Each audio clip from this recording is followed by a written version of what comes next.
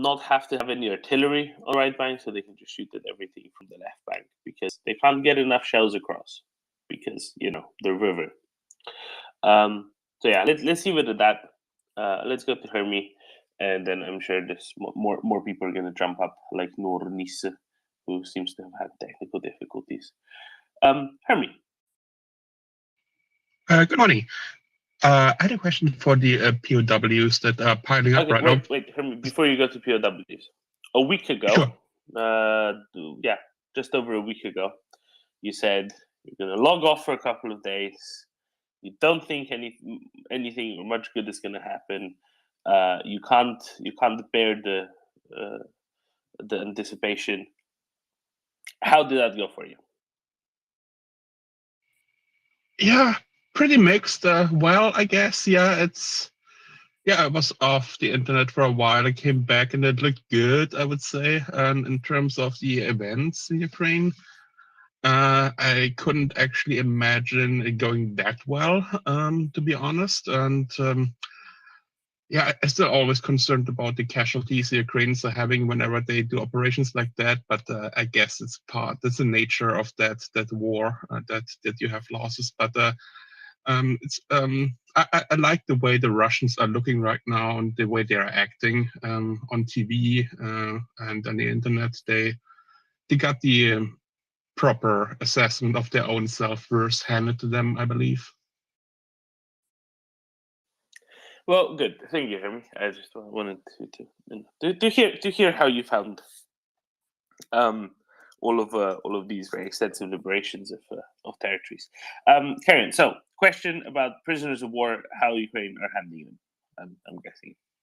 Exactly. So I came to the expectations that prisoners of wars are gonna. So that's based on what the Russians were not been doing, especially all the conversations we had previously about the defenders of Mariupol and Azovstal, how they've been treated like horribly and torture, and those sham trials are going to be announced. So I was expecting, kind of like based on that Ukraine, if they get a big stash of prisoners, they would invite the IURC or some United Nations organization to come and inspect them. Is it something that is likely going to happen, that they have international NGOs or other types of people come over and oversee how they are treating prisoners of war for some, let's say, international brownie points? Or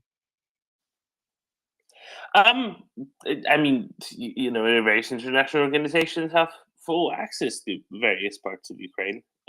It's very easy for them to gain access.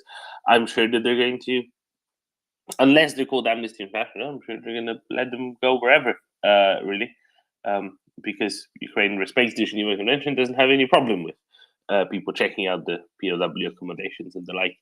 No, it's much easier to allow international organizations to come check out your POW accommodations when you are not torturing them. That's the big difference, I would argue. No, they're going to get they have gotten picked up bit by bit, sent over back to Kharkiv somewhere, and then from Kharkiv somewhere towards the west, because you want to keep them, where you can more easily supply things, where supply is cheaper, effectively.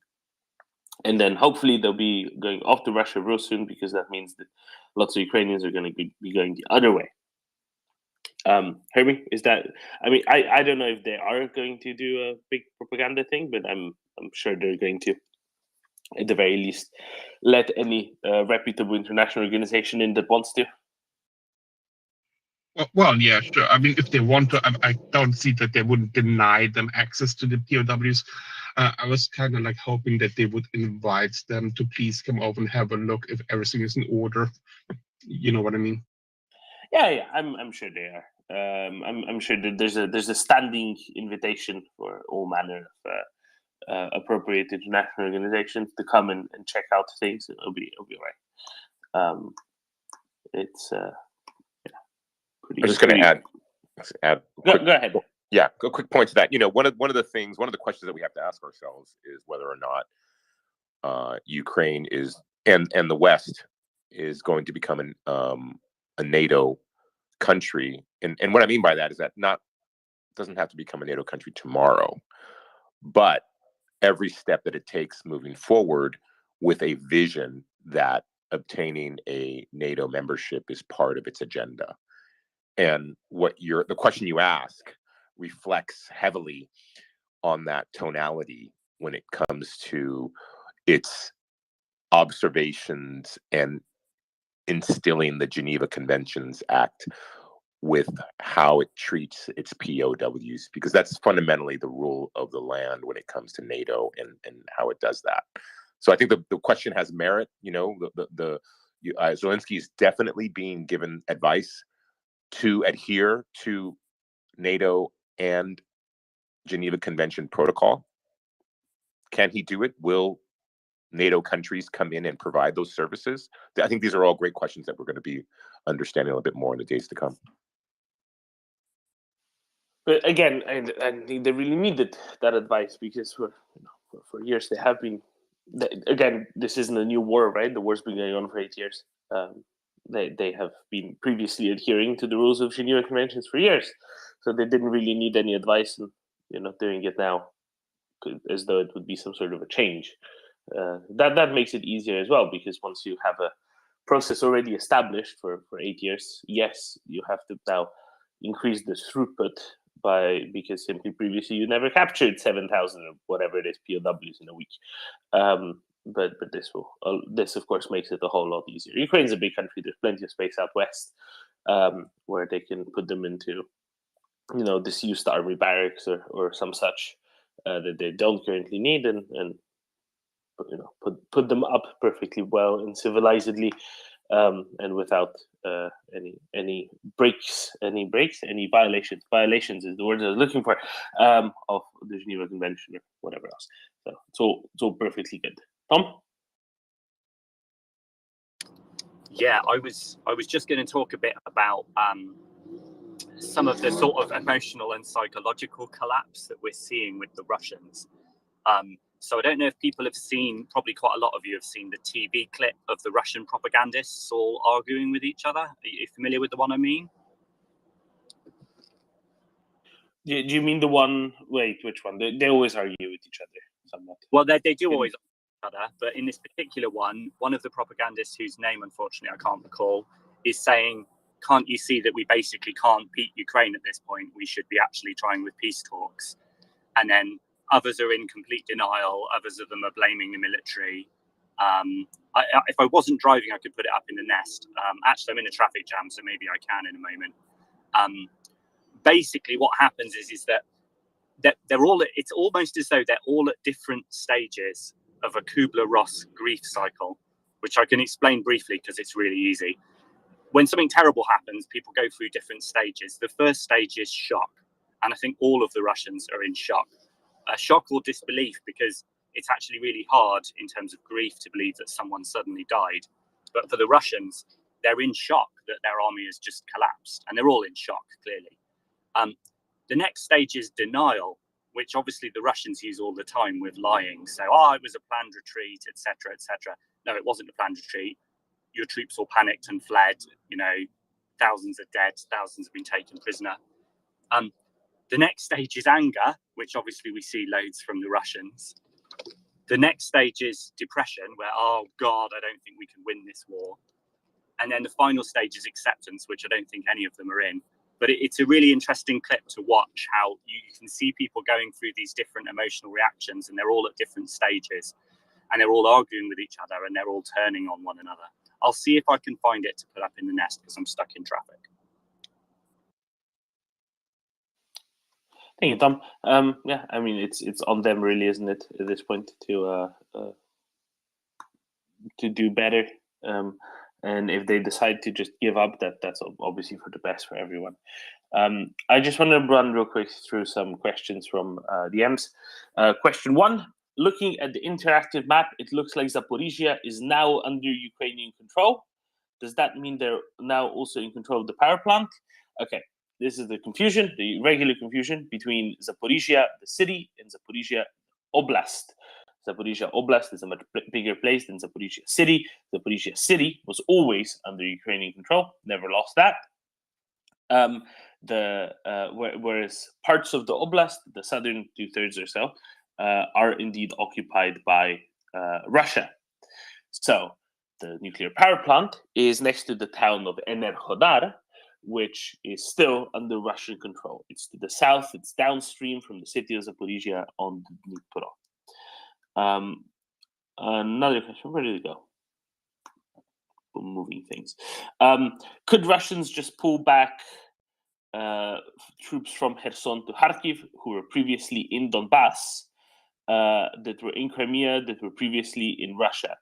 Yeah, they're not going to pull them back from Kherson to Kharkiv because they've just given up on Kharkiv. But could they pull back some troops from Kherson to reinforce their situation in Donbass? Absolutely. Absolutely. Okay. I shall go through some more in a second. I'll just go to Alan first. And then Shaggy, Alan, go ahead.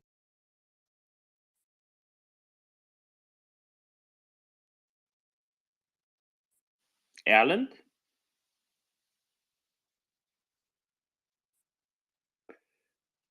Earth to Norway? Nope. Okay. Hey, Shaggy. sorry, I'm There we driving, so it was difficult to unmute. Slava Ukraini, and good morning. Heroям слава. I wanted to comment on two things. One is the absolutely amazing facts of news of this morning. I've seen some crazy pictures of Ukrainians pulling down Russian flags on border posts all over Kharkiv. And I was just thinking about this. There must be some crazy disbelief on the other side of the border when they suddenly see Ukrainian soldiers on the border posts. And that must be amazing for the Ukrainians recapturing those. And then I wanted to comment on this TV thing, because I think I saw the same video. And what struck me is that the Russians have basically just driven all the intelligent, smart academia out of the country, because in any Western country, and also before on Russian TV, you would have actually some smart people on these shows who would be, educated, intelligent, reflected, who would always argue that the other side of these things. But now they're all gone. So you just have this brainwashed propagandists talking to each other, and they're in complete disbelief. And it's just so ironical to watch these crazy shows and to watch how they are completely in disbelief and panic. It's absolutely amazing. Everyone should try and find that clip and watch it, because it's absolutely glorious to watch it. Slava Ukraini. Heroям слава. The funny thing is, one of the things you just said was reminded me of something our friend Dmitry from War Translated said a few hours ago, which is how disappointed and disgusted he is with the so-called Russian liberals who just talk and never do anything. You said, yes, they went on television, they spoke about stuff, but they never really did anything. I think that is at least somewhat significant under the circumstances as well. They might have spoken to things, but they never really did anything. Right, let's get more people in. Shaggy, Kevin, decoding, and then I think we have Dr. Dom. Shaggy. Good morning. Can you hear me? Yes, we can. Carry on. Okay, brilliant. I just want to say, first of all, good morning, and then, I'm interested in all this psyop stuff as well, because that's what I'm trying to do, ingratiate myself in some VATNIC networks and set them upon each other. So, if we've got more expert speakers, I know we had a lady on yesterday. It's a little difficult for me. I'm driving again, driving a van. Radio's okay. It's off today. So I'm just kind of more interested in the detail of that kind of stuff. So I am touching base with people externally to this space as well. What times? My question is just a little quick one. What time's Yehuda in to give one of his big updates, just so I can set my alarm type of thing and make sure I'm in the van and listening, because I'm in and out. I'm not sure. Axel, do we have an expectation for Yehuda at any specific point? I would expect him to wake up again in about 45 minutes, the latest. But Shaggy, what we can do is we can just text you in the moment when it's on. Okay, cool. And Daman, I've sent you a couple of DMs last Tuesday, but you still haven't read them, so I'm not sure if I'm. Shaggy, I read everything. I just don't reply to things because okay. I get there's about 400 people every day who message me.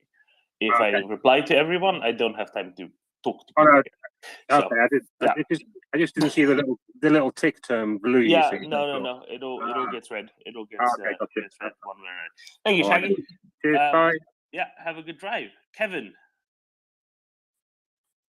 This Christmas or next year, should I request 2 weeks off to be in Kiev? You can be there now. Kiev is free and calm.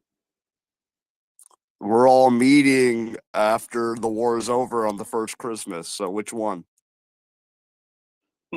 Yeah, I think we will meet definitely after the war in Ukraine, but I think it will be in between Christmases. And because we want to be. Are you referring to our Odessa beach party? No, I'm referring to the tweet that I saw that says we're meeting the first Christmas after the war is over. So is it this year or next year? Hopefully this year. Slava Ukraini. Turn my mic on. Slava. Thank you, Kevin. I think the real question is Julian calendar Christmas or Gregorian calendar Christmas, not which one. Decoding. Good morning.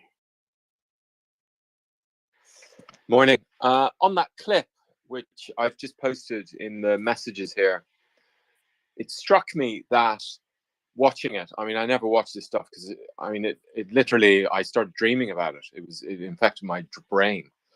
So I don't know how that woman, Julia Davis, who does all this, survives. But it struck me that basically what they're doing there is they're providing a model conversation that is going to be held, and this is real Soviet era stuff, in factories, villages, and everywhere across Russia today.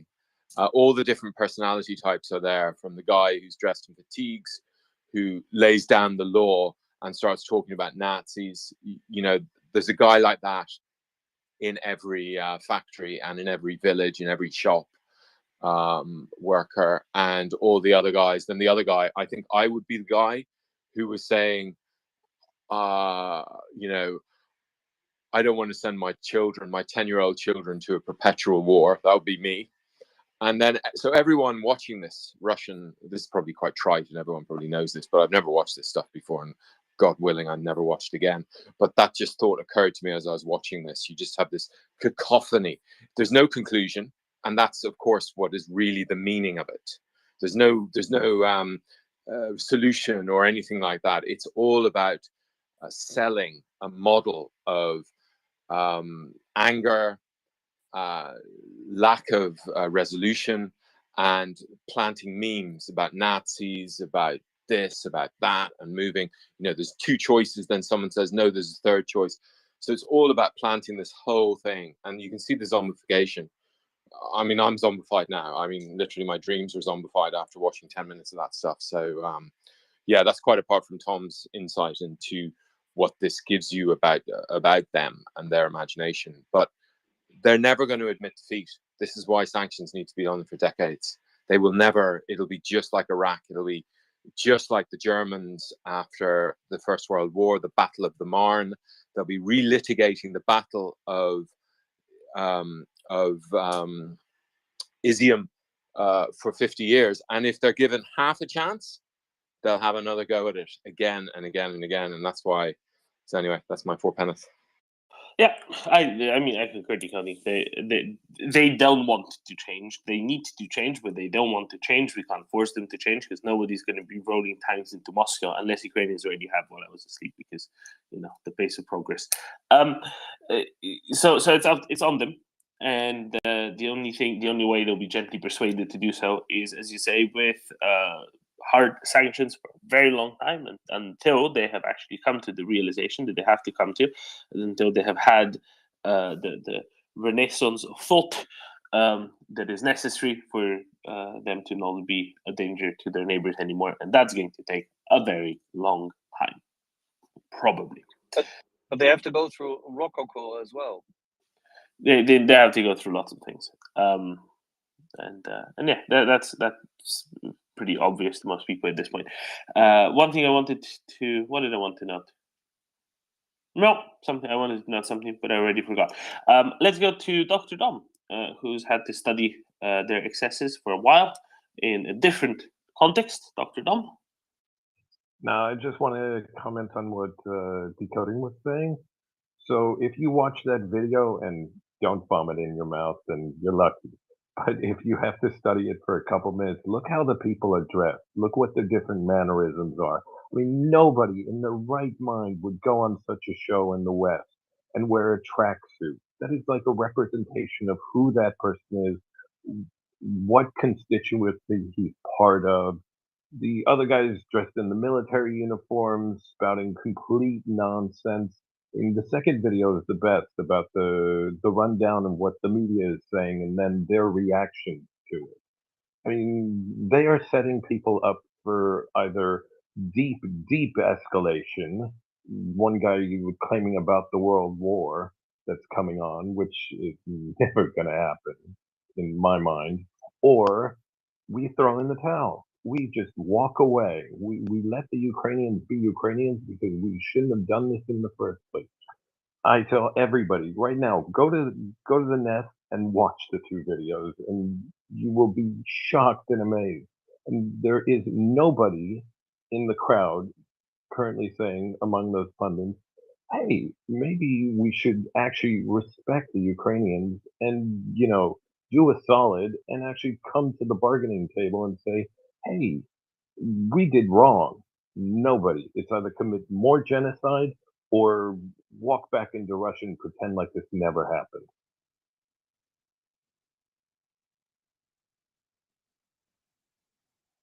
And you saw yesterday, right? What does the Russian military do whenever they have failed militarily? They turn their sights into the thing they're actually good at, which is being a terrorist organization, which is, in the case of yesterday, launching cruise missiles at electrical substations, turning off electricity and water to millions of civilians. Because that is what they're capable of doing. They don't have an actual military capability, clearly. Not a serious one. That's why they just left all of Kharkiv Oblast.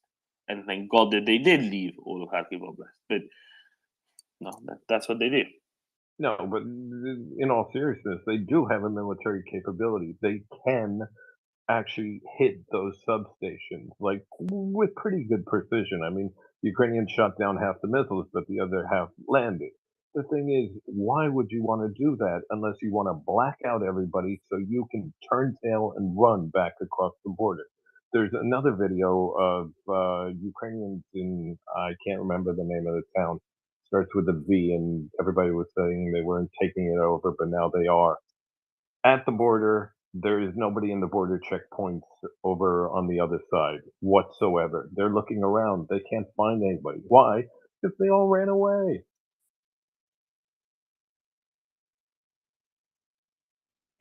Hi, I would like to comment on the situation. I am from Kharkiv. I'm not in Kharkiv now, but I have lots of friends and relatives and property, which is still in Kharkiv. So I'm kind of very much Go ahead, Pani emotionally, Javelina. I'm very much emotionally involved in this situation, right? So I believe that this is pure terrorism. right? So they cannot win on the battlefield, and what they do, they are trying to terrorize civilians, to create some meltdown. Probably people protesting against government. I mean, Ukrainians, right? And they also this for their own propaganda. Vatniks yesterday were very happy about the blackout. So that's like to maybe the goal of it is to create some feelings inside Russia that we are not and see what we can do, right? And there is a time to ask this question again: why not designate Russia a terrorist state? Thank you. I concur. They tick all the boxes, and I concur with your assessment as well, Pani Javelina. What they're doing is pure terrorism, right? Every time when they have an actual military failure, that's what they engage in. Ukrainians saying to Moscow, Russians say, no, this was all planned. We just tried to install coral reef in the Black Sea, and then they launch a bunch of cruise missiles at civilian targets in Odessa, right? Ukrainians kick them out of Kharkiv Oblast. What the Russians do, they target electrical infrastructure because that's what they resort to. They resort to pure terrorism. Completely right. John Howarth, how do you see these actions of the Russian military? Morning, Doman. Well, when I first came on the space, I just caught the end of Craig's comments. Craig in the US, and I understand that everybody's very exuberant, but I think we need to be cautious not to get high on our own supply here. When Craig, who's not here to defend himself, but it's just the idea that he was putting forward that basically the war is over, and I think that's not a sensible place to be putting ourselves psychologically at the moment. To be honest, the Russians have had a huge defeat in the north, which is absolutely fantastic, and there is the possibility that cascades throughout the theatre. Yeah, of course, that is possible. There's also a lot of formed units still remaining Russian, including some of their better units. They still hold the Donbass. They still hold the land bridge.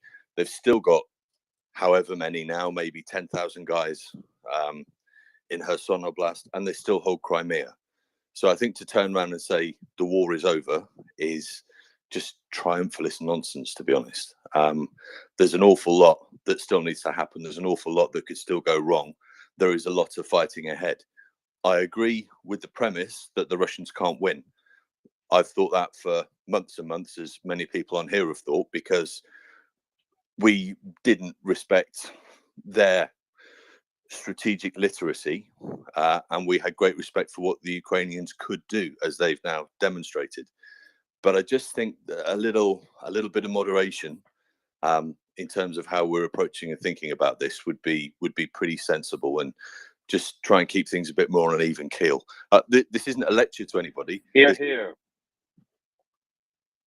Anyway, that was it. Really. No, I agree.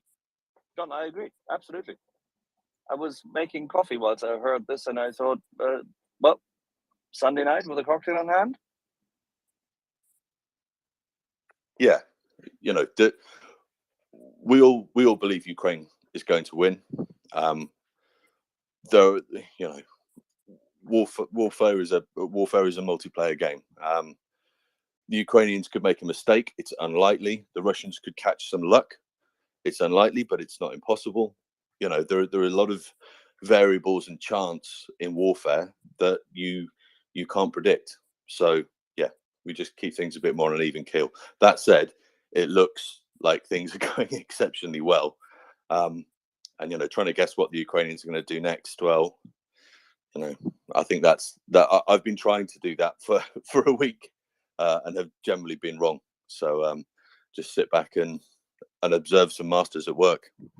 So, John, what is the appropriate course of action now? Right? I would suggest that the appropriate course of action is for the collective West to go and reinforce Ukrainian success, to hand them lots of tanks, IVs, etc., so that they can continue doing this, and they can continue, more easily replicate the success they have now seen in Kharkiv Oblast, elsewhere, in Zaporizhia, in Kherson, in Luhansk, in Donetsk, in Crimea.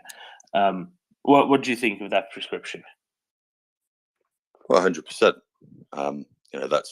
That's what you and I and Axel and many others have argued, really, from sort of week 2 of this, when it became clear that Ukraine wasn't going to be knocked out in an initial phase. That actually this was always where it would lead, and I think that's already lined up.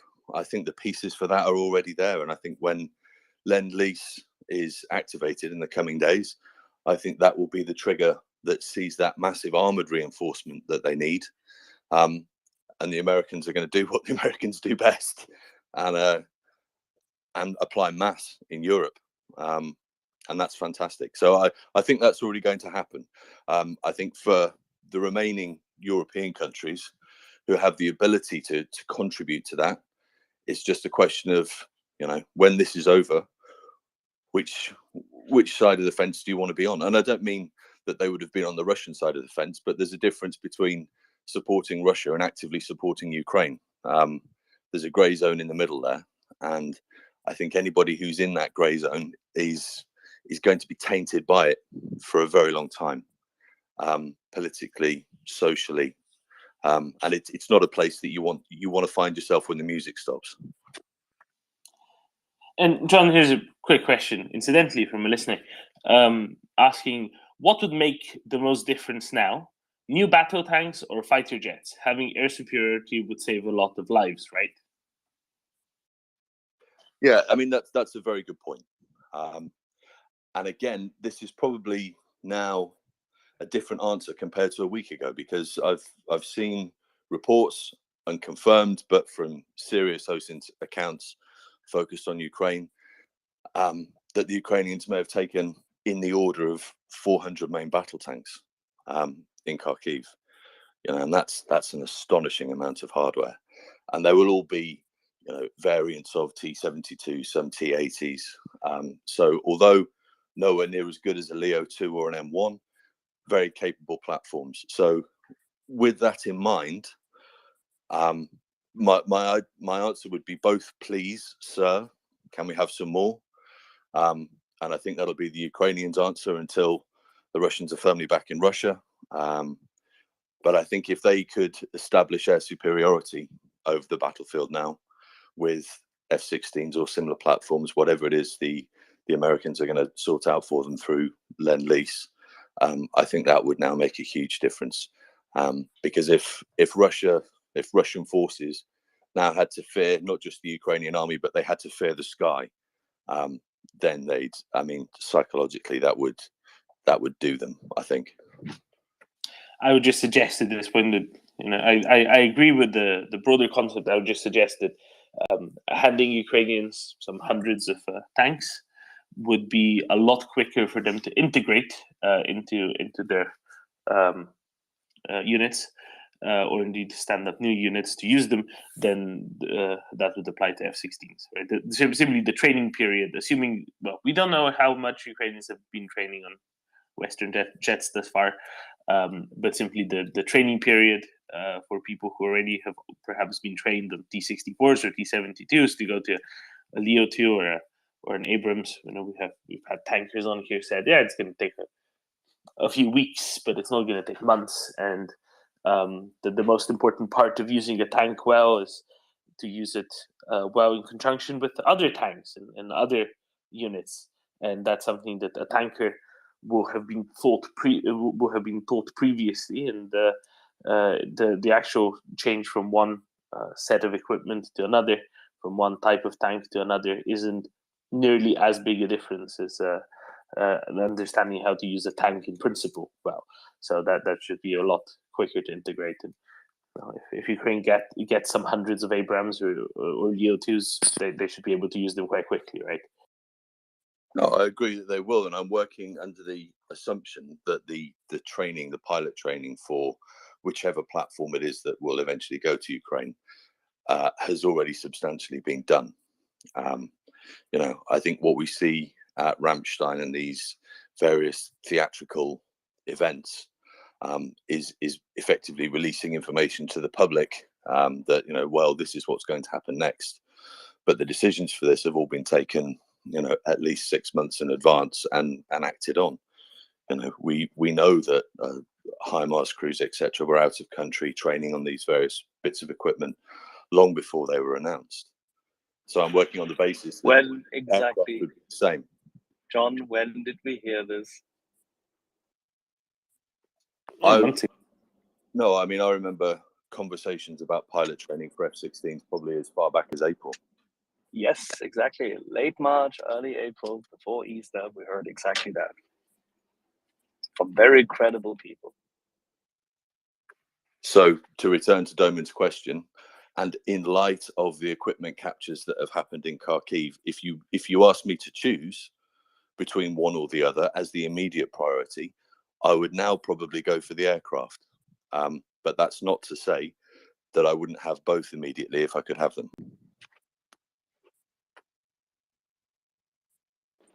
Well, Secretary Austin said work in progress when asked about exactly those two tank systems we want. Yeah, and I believe that's the case. You know, I think that it's probably long been established within NATO. Well, not within NATO actually, but within this collective and certainly bilaterally between the US and Ukraine, that once Lend-Lease came through, that would be the time when the spigots opened and the really heavy equipment started to land in numbers that could make a difference at the operational level. I just think what's happened in Kharkiv was so, or Kharkiv Oblast, I should say, was so unexpected that it's probably taken people, you know, planners who are helping from NATO and Ukrainian planners probably a little bit by surprise at this windfall. I mean, they've had a minor military lottery win in terms of the stuff that they've picked up. I mean, I've seen, again, this isn't confirmed, obviously, but we're seeing stuff in the order of 400 main battle tanks, 13 to 1500 IFVs and APCs of various variety, 2 brigades of artillery, which obviously, you know, CJ has mentioned several times. You know, and that process is probably continuing. They're probably sweeping up more kit as these guys continue to retreat. So I mean, that all immediately has to be recovered, repaired where necessary, brought up to Ukrainian specs and reintegrated. But that is all kit that they already know exactly how to use, all of it, and how to employ it, and can employ it seamlessly within their existing battle groups. So I mean, that's all fantastic stuff, and I do think that's been, if not a game changer, I just think it's been a windfall that nobody would have expected, and that actually is going to be very, very beneficial.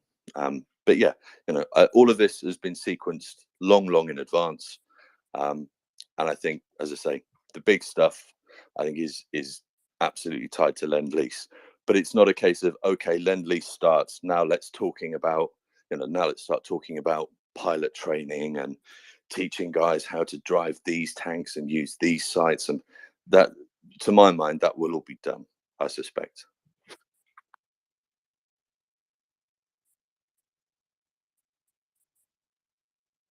Yeah, it's not an either or, it's a L or, right? Excellent, thank you, John. Decoding.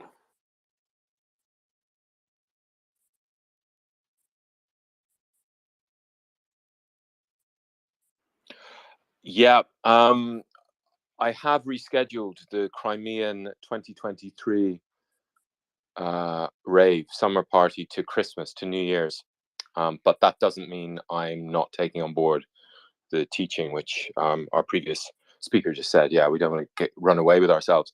What's been on my mind since yesterday with my MBA hat on is what kind of absorptive capacity does the Ukrainian state have to deal with this bonanza in terms of everything from protecting villages which have just been taken over, protecting all of these arms caches and all that, but also in getting the the deoccupation process, just managing it is just it's going to a massive organizational challenge, which I suspect has never been faced before by any modern state. And how they deal with this, I'm really interested in that, and I'll be watching very closely. It'd be really interesting to hear from, for instance, we just had the Ukrainian, our Kharkiv speaker, because I'm thinking about Severodonetsk, and I lived there for 4 years, or 3 years rather, and it's always on my mind, and I hear they're close. I haven't seen anything that tells me it's confirmed though. But I'm thinking through the people I lived with, the family I lived with there. They're abroad now as refugees or as seeking protection, temporary protection, and they'll be thinking they live in a palace there, and it's wrecked, obviously. But they'll be thinking, gosh, we've set up here, now we have to go back, and if we go back, we just want to go back and secure the house, but then we'll have to come back to where we are now, and all of these, this is what hundreds of thousands, millions actually, of Ukrainians are facing this morning. Having woken up with the elation and the joy we all had on Saturday will go down in history. But so all the way from the micro, all the way up to the oblast level, to the village level, the clearing, the war crimes level, this is just an enormous task. I saw the cues, which I'm pretty sure they were accurate in Shastia, because I used to go through there every day, of the Russians on the bridge leaving, trying to get into Luhansk People's Republic territory. That place was leveled, Shastia, the city, and they brought in all the Moscow street cleaners to clean the place up, and then they petitioned Putin because the Russians didn't pay them. But these are bonanzas for war crimes. The stuff in schools I'm seeing in Kharkiv, they're picking up pieces of paper with the rules about getting rid of Ukrainian textbooks. These are all evidence for International Criminal Court, all of that stuff. So yeah, it's just mainly a question. It's a theme I'll be looking at all the time now, is just bandwidth. I mean, I predict they have the structure in the state, the decentralized structure. They have this innovative tempo, kind of. They're fluent in it, where the Russians aren't. So I'm confident they'll do it. But so there is this opportunity to make this the end of the war, the beginning of the end of the war. And I have every confidence if there is this opportunity, they'll deal with it. But I'm really interested in how they deal with it. I'm even thinking, should I go back there? But again, the capacity, they've ruined everything. So there's electricity. All the thermal power plants are blown up. They blew up the one in Shastia on the second day of the war. So there isn't the capacity, the carrying capacity for these villages. Then there's the policy decisions. Do we repopulate these places? Severodonetsk, it only made sense in the Soviet Union. The ammonia, it provided the ammonia for everywhere in the Soviet Union. But do you rebuild these apartment blocks? So these kind of choices are facing the Ukrainian government now, and it's a real monster of a. It's a good rehearsal for Crimea in places, but they're only considering the deoccupation law, so they're asking for submissions on the deoccupation law at the moment. So it's really interesting. That's kind of what I'm watching at the moment, and also trying to temper my excitement. It will be difficult. It will not be quick. Right? And it's something but as you said, so many people have left, right? The vast majority of the population of areas like Severodonetsk, where the heavy fighting was going on for a long time, the vast majority will have departed, and that will make it in a way easier, because you won't have to deal with the humanitarian crisis in those areas at the same time as reconstruction and rebuilding. But in some other places, I'm more worried about, maybe places like Mariupol, where you still have quite a number of civilians still there. It will be a lot more difficult to even work through the occupation unless Russians do similarly to how they've done in areas around Kharkiv right now, and just kind of pack up and leave because they find it untenable, right? But where you still have tens of thousands of civilians in an urban area, it's a lot more difficult to then also behave as a military liberating it in the first place, let alone then later the reconstruction. So it's certainly a complex question, but as you say, I am likewise certain that the Ukrainian government is up to it, and also once peace will break out, once Ukraine will prevail, it will be easier to do these things. Because it will also be easier to bring in people from outside. It will be easier for them to be there when it's not an active war zone anymore, right? And easier to help, and easier to rebuild, and easier to reconstruct. So there are positive and negative sides to all of these, and the details will genuinely really matter here. Dr. Dom? Yeah, I had a snide comment, but I see John dropped down, so I'm going to pose it to Axel, because I think we have the same, similar sense of humor. So the main supplier of battle tanks now for the Ukrainian army, well, previously was the Soviet Union, and now I guess it's the Russian Federation after this Kharkiv offensive. I mean, that's completely crazy that they captured over 400 battle tanks and God knows how many APCs in this whole thing. So, Dr. Dom, the Russian representative in the UN, I forget his name, but he's his name doesn't really deserve mentioning anyway. This past week, he entered a motion in the Security Council to condemn the Western allies for supplying weapons to Ukraine and thus destabilizing the region. Now, I think what really happened was that he got jealous, and he was worried that that Russia might be overtaken by the US or maybe even Poland in the quantity of heavy weapons supplied to Ukraine. And therefore, Russians had to make decisive actions and decisively donate lots of arms to Ukraine because they were under threat of no longer being number one. No, but a serious question. Did the tanks just run out of gas and they decided, screw it, let's ditch them? And because some logistics base had been blown up with a bunch of gasoline and they had nothing to put in the tank? That's a combination of factors. Part of it is that their logistics weren't very well set up because they thought that Ukrainians aren't going to attack there anyway. If they're going to attack, they're going to attack from across the Seversky Donetsk from the south. I guess that was a big chunk of it. And if you're not expecting an attack, you might not have things fully fueled up, etc. Ukraine did destroy some fuel stores, I believe, but also beyond that, there's quite a bit of speculation that they thought there were going to be a bit more of a target if they're in a big green thing with a big gun up front that has Zs all over it. I mean, there were quite a few Russian troops that were captured in civilian clothing, right? Civilian clothing, but armed still. I think that's significant as well. There seems to be quite a few that tried to sneak out as opposed to actually fight their way out. And I think that played into it as well.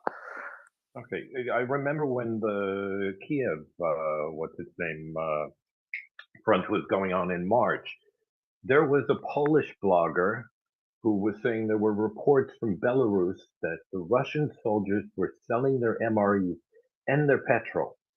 I wonder if the same thing happened here, that the guys were standing in static so long that they said, oh, here's a way to make money. They keep gassing us up. Every 8-9 days, we have the engines on. So they keep giving us free money. So why don't we just sell it to the locals? And they got caught flat-footed. I would not be surprised. I don't know. I would not be surprised. I think this is going to be one more of those things that end up in a book afterwards. But we won't really know. There you go. Thanks a lot. I'm going to drop down. Cheers. Thank you, Dr. Dom. Any news from Königsberg? I guess not, right? Not really. No, I mean, there was a call up for like a small battalion, like maybe about a month or two ago, but I never heard back what happened from it. So Right. I think they collected like 200 or 300 people, but the town is, I mean, the city is so far west that it would just be bad publicity if you started like, let's collect like whatever it is, 3,000, 4,000 people and send them to the front. Would never happen. And the logistics of actually getting people out of there, no. Yeah, exactly. Thank you, Dr. Dom. Peter. I want to talk about the North Korean and Iranian proxy war that is going on right now. They are supporting Russia in invading Ukraine. Why? Why are they doing this? Why aren't their voices heard throughout the world? Why can't we hear them right now? Speaking to us, all those North Koreans and Iranians. Shocking. It's shocking that autocracies do not allow you to talk about their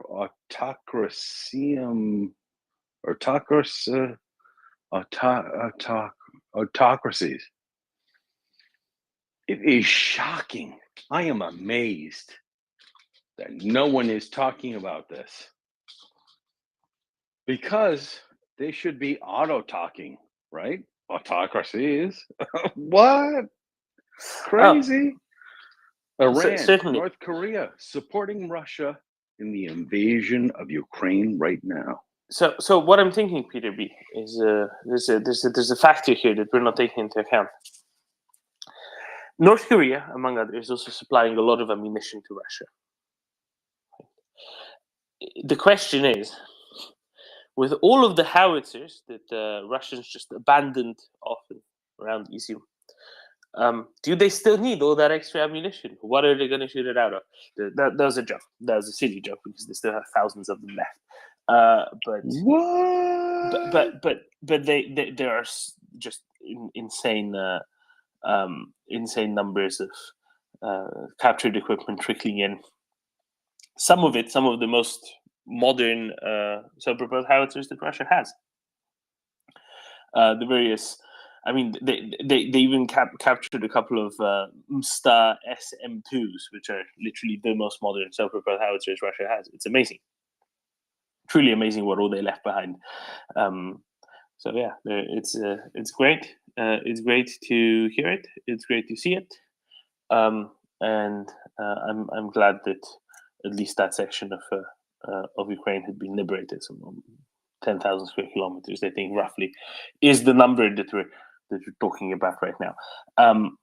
There are additional reports of quite a lot of territory getting liberated on the left bank of the Oskil, that is to say, the east bank of the Oskil as well.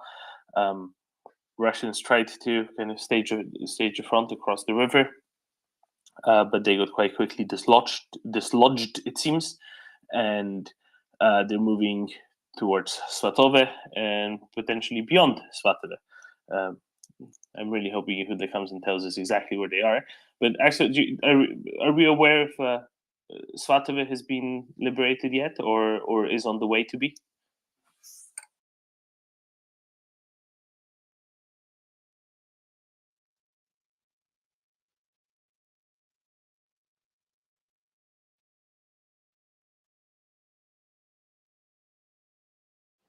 I'm sorry, were you talking about defenestration? I was not talking about defenestration. I was asking about Svatove. Svatove is a city to the directly to the east of Kupiansk, or not directly to the east, a little bit to the south east of Kupiansk. And my understanding is that Ukrainians might be pushing towards Svatove already, and that's I reckon quite significant. Quite a significant thing. If they've already left Svatov and are heading towards Starobilsk, because that would show that genuinely all of Kharkiv region seems to be liberated, including stuff on the left bank of the Oskil. But also it would allow Ukraine to kind of outflank Russian positions in Severodonetsk, which is on the left bank of Svetsky Donetsk, just like the rest of it is. I think that would be very significant indeed. Decoding, do you know if Svatov has been liberated yet? I don't, but it would be significant if it was. And then Starobilsk is just to, maybe you can work this out from a map, but basically when I heard that people were leaving, or the Russians were leaving Starobilsk and heading towards Shastia and Stanitsa Luhanska, that was a big indicator, because that's the route you would go back to Luhansk and to try and scurry back into Russia that way. So I'll be watching Svatova. Some local color there. There was in 2015, they blew up the Russian, it was basically a Russist operation. They blew up a ammo dump in Svatova, and it was big mess, a really big mess. So it'll be wonderful when they retake it. But yeah, very interested. Any info that anyone hears about any of that. Svatova, Starobilsk, as you say there. I want some insider knowledge, Decoding. When you were there, did the railway from Stanitsa Luhanska to Starobilsk and then Bilolutsk operate? Could you take a train up from Stanitsa Luhanska to Starobilsk? There was a big moment actually in 2017. From memory, it would have been early-ish 2017 when that train opened up again for the passengers. That was a huge moment. So you could. I don't know whether that changed in the interim, but so you could. But not. So I'm asking because there were some questions whether that railway is still operational or has been deconstructed, and my understanding was that it was still the rails were still there, the rail was still operational, because it's the only entry point by rail from Russia into occupied Ukraine, right? Between the ones that go through Kupiansk. And the one that goes directly from that crosses at I forget what the name of the town is. Milova. Is that the one that goes through Luhansk? The one that no, Milova's up east of Starobilsk. So there's a big railway. We used to drop Russian colleagues there, so they could that's a village or a town which is half of it's in Ukraine, half it's in the Russian Federation, and there's a big railway station there. But I don't know whether actually you could be right. I don't know whether I don't know. In fact, I'm pretty sure that railway doesn't come into Ukraine. It's just on the Russian side of the border. So it sounds like you're right. Yeah, there's that is the main railway. That's where all the coal was going through Stanitsa. Yeah. So there's two railways that go through Kupiansk, right? We let's ignore those, and then there's one that just before that splits off at Putilovskaya on the Russian side, close to Urazova, just outside of Urazova, and instead of going to Kupiansk, there's a branch line that goes across at Vystrel. And goes down towards Starobilsk and then eventually terminates at Stanitsa Luhanska. And that's the railway that I was wondering about, whether it was Stanitsa Luhanska, close to Stanitsa Luhanska. It actually goes over the river there. Kindershchivka. Exactly. Yeah, I've been at that station 100 times. Exactly, that's what I'm asking you, yeah. It goes over the river there. So coal was coming from occupied Luhansk over the river there and over the bridge there. So, right. And interestingly, Stanitsa Luhanska and that whole area was a front in the Second World War. And in the forests around there, there was heaps of rusty shrapnel. So again, if Ukraine, it would just be unbelievably highly significant if Ukraine retook there and took any land south of it. And it really interested me to hear that the Russians still have their border at Shastia and Stanitsa on the river, on the Donetsk River, because again, this is their admission that it's just all a lie.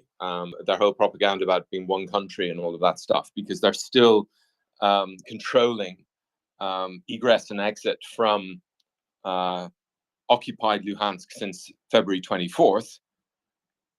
And they see a change in status between occupied Luhansk since February 24th around Stanitsa and pre-February 24th occupied Luhansk.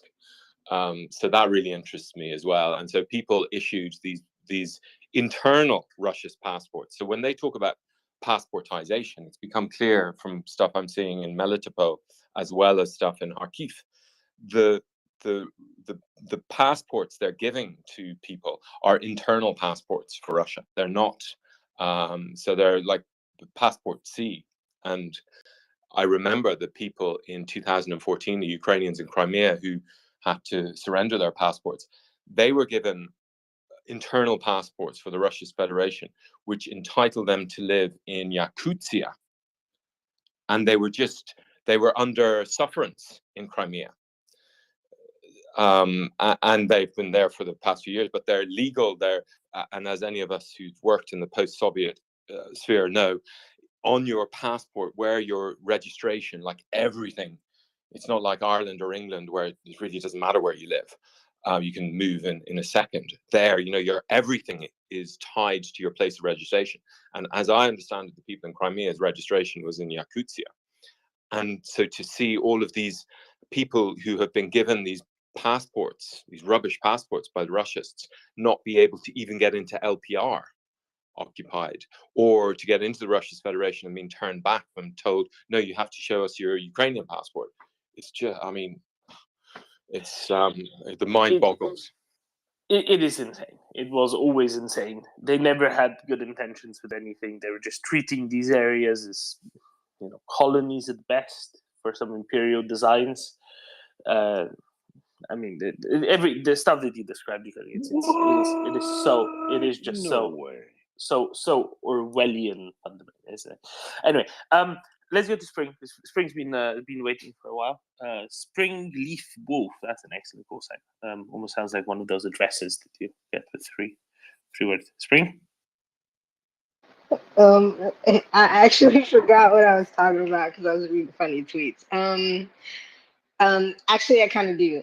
So going back to the speaker that was up here, Peter B, with the North Korean thing, there's a reason why we're not getting a lot of reports and people speaking out. It's North Korea.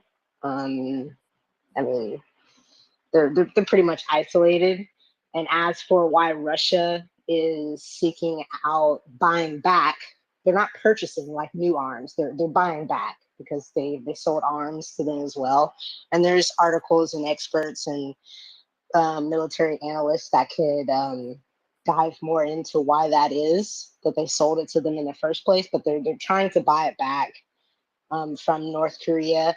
And with that being said, is what I want to raise the question with the fact why that is because if I'm going to say it right, Jinping, China, basically is it's not much has been spoken about why China isn't helping Russia as much. And if if Russia's turning to North Korea to buy back the arms that they sold to them, it's most likely or probably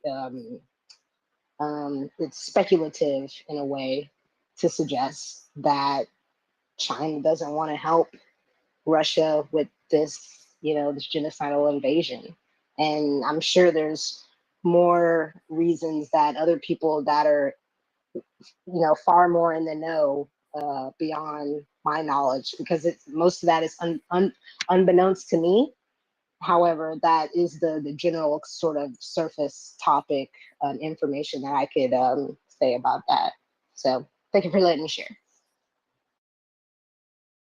Oh, and Slava Ukraine.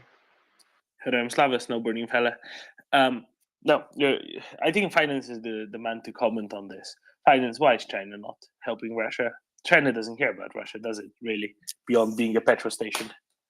Yeah, China is looking to gain advantage for themselves. So they appreciate Russia insofar as they understand that there are cultural similarities which will allow them longer term to work with Russia better than, say, the United States, such as Russia doesn't give a shit if they genocide the Uyghurs. They don't give a shit if Russia genocides pretty much everybody. And at the end of the day, these massive human rights violations and problems are an issue for everybody here in the free world. And China isn't an ally in the way that the US or Britain or Poland or Estonia or Latvia is acting towards Ukraine, as in they're not going to just send Russia military kit for free to make sure they win the war.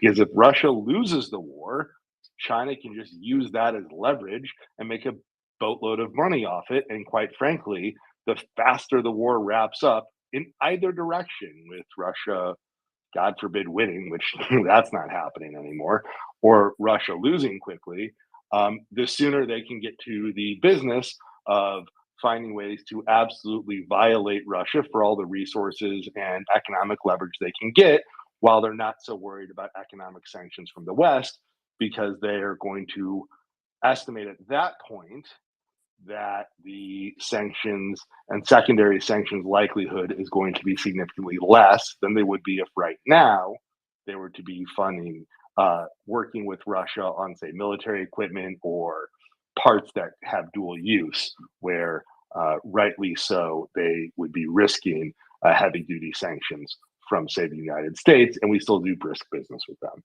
But they don't really care. They want leverage. They want to make money off the situation. This whole fantasizing, some really stupid people who don't really pay close attention to China keep talking about them maybe attacking. They don't want to attack Russia and gain land. What they do want to do is make economic money off the situation and gain political leverage out of the situation, both of which are completely plausible and are already starting to happen. They're getting lots of discount natural gas, they're getting lots of discount oil, and they are already having Russia park over 100 billion in yuan, dollars worth of yuan, which they can't sell or move out. So that's what's going on. China is getting what it wants with Russia losing. Why the fuck would they want to change that, risk lots of other problems to give something away which would cost them to make Russia win? That's not really their goal. Thank you very much, Finance. This is a what excellent levels of explanation you can get here to stuff. Aaron. Good morning, Tom, and good morning, Tom. Have you seen a report apparently about Russian forces in the south of Kherson potentially surrendering arms by the looks of it? If that is true, then that's pretty big in the Kherson offensive at the moment. I've seen some stuff. I wouldn't be going out celebrating quite yet about that. It's pretty unconfirmed. But I wouldn't be surprised if it's true. There were other reports last night from Yaroslav Mosky, I think, initially, and then some other people, that Russia is severely constricting their operations on the right bank of the Dnipro, the right bank being the west bank of the Dnipro, this is the one that the city of Kherson is on, because the front is too far away from the river, and the artillery from the left bank can't reach the front, not very well. And they can't get enough ammunition across, so they're now trying to just bombard the front from the left bank. But for that, the front needs to be closer, so they're reducing their scope of operations and retreating from a bunch of areas. Could that have led to some surrenders? I absolutely hope so, because taking more Russian troops out of the fight is obviously a very good thing here as well. Well, that makes it easier for the Ukrainians to target them on the other side of the bank anyway. So yeah, exactly. So it just means that if they give up taking ammunition across to the right bank, it just means that all the Ukrainian MRS and HIMARS can focus on destroying the ammo dumps on the left bank exclusively, and I'm sure they're perfectly happy to do that. That's I don't know what they actually think they're going to achieve with that. Well, the tide has turned now anyway, Dom, and the tide has turned. Exactly, and a good thing that it has. We'll look more into his son in a little while. I think when the next comes up, we'll be looking more into that as well. Thank you, Aaron. Peter B. So many amazing things are going on right now. Like I was just thinking about all those North Koreans working for China and China working for everyone else. It's amazing. Like when you bring on those made in China pants, like you're not thinking about political repression, are you? I mean, are you? I mean, you may occasionally think about Uyghurs. I don't know. But every time you put on pants from made in China labels, like you were, or shirts or everything made from Walmart ever, as far as America, like ever, it's made in China. You know, you're supporting everything bad about the world all the time. Really, it's made in China.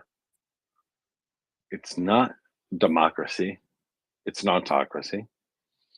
They're suppressing major populations within that autocracy. And then they have these satellite states called North Korea, because if you don't know about Chosin Reservoir, well, I don't think you're an American. And you have to look that up right now. You really aren't an American. So, like Chosin Reservoir. If you don't get it, you don't get it. Like, it's amazing to me. It's amazing to me. Sorry. I'm getting off topic. Thank you so much for being here. Thank you for fighting for democracy. Thank you for being a participant in it. Please reach out, touch someone, make sure that they are a part of this. That is our duty to Ukraine. That is why we are here. We are here for Ukraine. They fight for democracy every single day, in more ways than any other democracy that we even participate in. Besides Ukrainians, your lines are busy. We participate in. Everyone else who is supporting them. Like, it is amazing. This is what it is about. This is what we have to do. This is our goal. This is democracy that we have to support right now.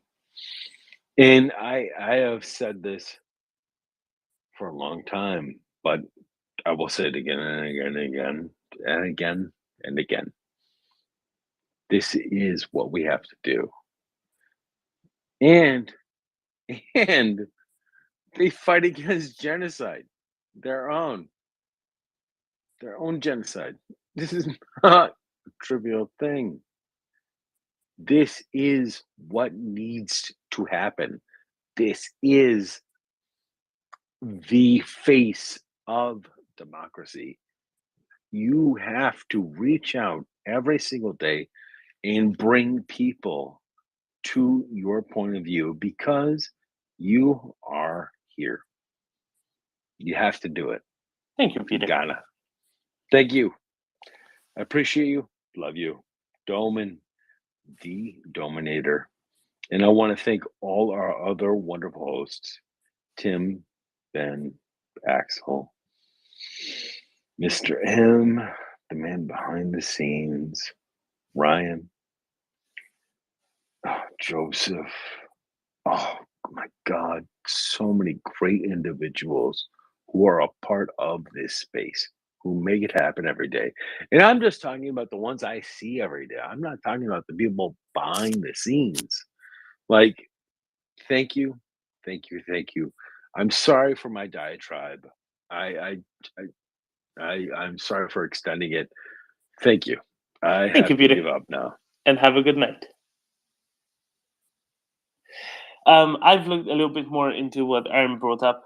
So the notes about Russians around Kherson surrendering comes from Natalia Humenyuk, who's the PR person for Operational Command South, the Ukrainian Operational Command in charge of the area. If she says it must be true, because the Operational Command South, in their press releases, operates pretty strictly in facts only. Most of their press releases are just lists of Russian equipment destroyed, and they don't go out on the limb and talk about stuff that isn't true. What isn't clear is how many how many units this covers. But what was apparently said is that the officers commanding these Russian units were told to leave the positions by any means available. So either retreat or indeed surrender, and that probably made things go along quite a bit more. In other news, Antonivsky Bridge, that's the road bridge by Kherson, has been struck apparently 10 times just now, 10 strikes just now. There were previous reports that Russians have managed to somewhat repair that bridge and send a couple of trucks across it tentatively, and then it got hit again. So yeah, it's a bad day if you're trying to get across that bridge. That's for sure. Now, of course, the only people trying to use that bridge are Russian troops trying to reinforce resupply, and it's good news. It's good news. Spring. Yes. I wanted to. I want to comment. I'm going to comment on what you just said as well. I want to go back to what Peter B said again about North Korea and China. China is definitely an autocracy, but it's also many other things. And I want to remind people that fascism, there's an overall encompassing, like, the general outline of what it looks like, what it feels like, but then, implementing it on a local level, like, especially like within the framework and controlling the masses, also looks a little bit different. And we also have to, like, realize that China is also they are a capitalist society in a way. They regardless of what sort of ideology that a country is running on, all countries aim to make money in a way, or I don't want to. I don't want to say the V word because it's such a bad example of it, but Venezuela is a very poor example of it, and I really don't like throwing that out there because it's just been, there's many different ways that you can mismanage funds and mismanage running a country, and we're seeing that in real time with Russian society and this war as well. And the thing with China is that there's also very many internal problems that are going on, and at the same time, China is also turning away its focus on Russia for their own interests. Well, the government interest in a way, because they do want to invade Taiwan, and we've seen it for months.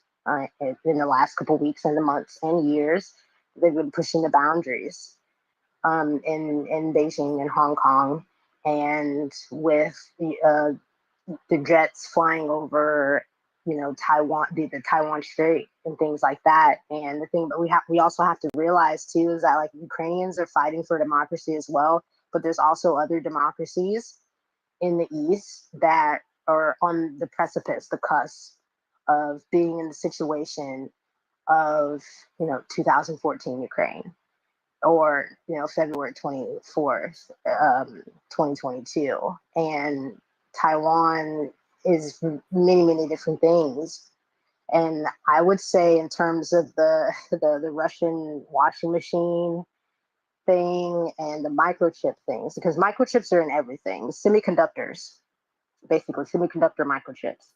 Taiwan is that's it. That's the leading forefront in terms of GPUs, microchips, CPUs, and like your car. If you have an updated microwave, a not just the dishwasher, car, and all these things. not just the dishwasher, not just the microwave, but importantly, I know. cruise missiles. Yes, I was Right? getting to that. Yeah, I wanted to start off local for listeners that are more familiar with things that are within their homes. I wanted to start off local, just listing off that thing, but then those other bigger things too Wait, is also exactly. You don't have cruise missiles in your home? I mean, I do don't you have. even know how to live? Do I know how to live? What cruise? Nah, I don't have cruise missiles in my home. I have them surrounded in my country. I'm sure there's a bunch of other microchips in Area 51 and a lot of other things. But I just wanted to reiterate that, especially for all the listeners, that Taiwan is equally as important to democracies around the world as Ukraine, and China is a fascist, autocracy, like autocratic, oppressive country, just like Russia, but in a different way. And when I say that, I want to be very specific about it because they're similar. Can I answer this for you real quick, ma'am? Yeah, sure, go ahead. Yeah, let's talk about chips and sanctions.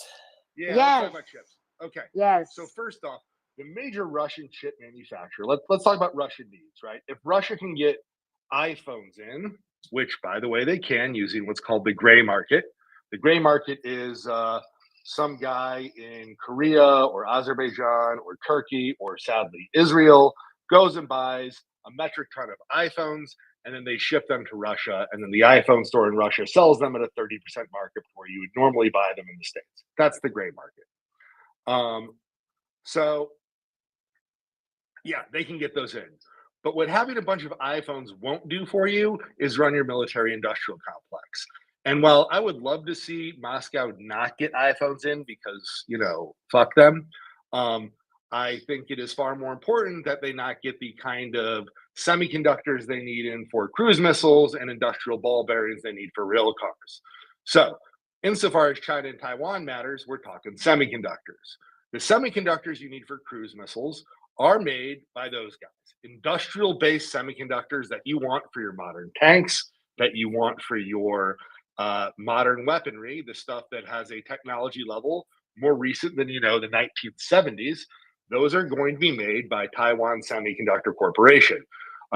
If you notice in the name, Taiwan, they're closely tied to the US. So they're 100% participating in sanctions. Making things better, the Russian semiconductor country is called, pardon my terrible pronunciation of Russian, I really don't care to improve it, Albirus. And the Russian semiconductor company, if you read its documents, doesn't actually really produce semiconductors. They design semiconductors for use in Russian manufacturing. So what they do is they talk to Taiwan Semiconductor, say, here's what we want, here's the design of our Russian engineers and scientists and how we want to fit them into this machine that we're trying to build and use, which might be a cruise missile. Okay, so then it's actually made not on the Russian semiconductor line that exists in Russia. It's made on the Taiwan semiconductor line that exists not in Russia. Importantly, that means that they can't actually make their own industrial strength semiconductors. Correct. Ergo, they can't get in the industrial semiconductors because of sanctions to build stuff that is more recent than 1970s level military technology. This is why when they weren't being absolutely destroyed by the Ukrainian armed forces, which is, by the way, amazing. Love you, Austerlitz. But when they weren't being absolutely crushed like it's World War I, we saw them fight like it was World War I because that's pretty much what they could produce in large numbers. Dumb, stupid, non-precise artillery. That's what they can make a metric ton of, and so that's what they have. They can make the AK-47. It's a solid gun. It shoots where it's supposed to. It works. They can make that. You know why? It doesn't take a semiconductor. It doesn't take advanced, precise, hard to get manufacturing tools. They've been making them for almost not quite 100 years, but something surprisingly close to that now. They know how to make an AK. It is a defined process. They got that.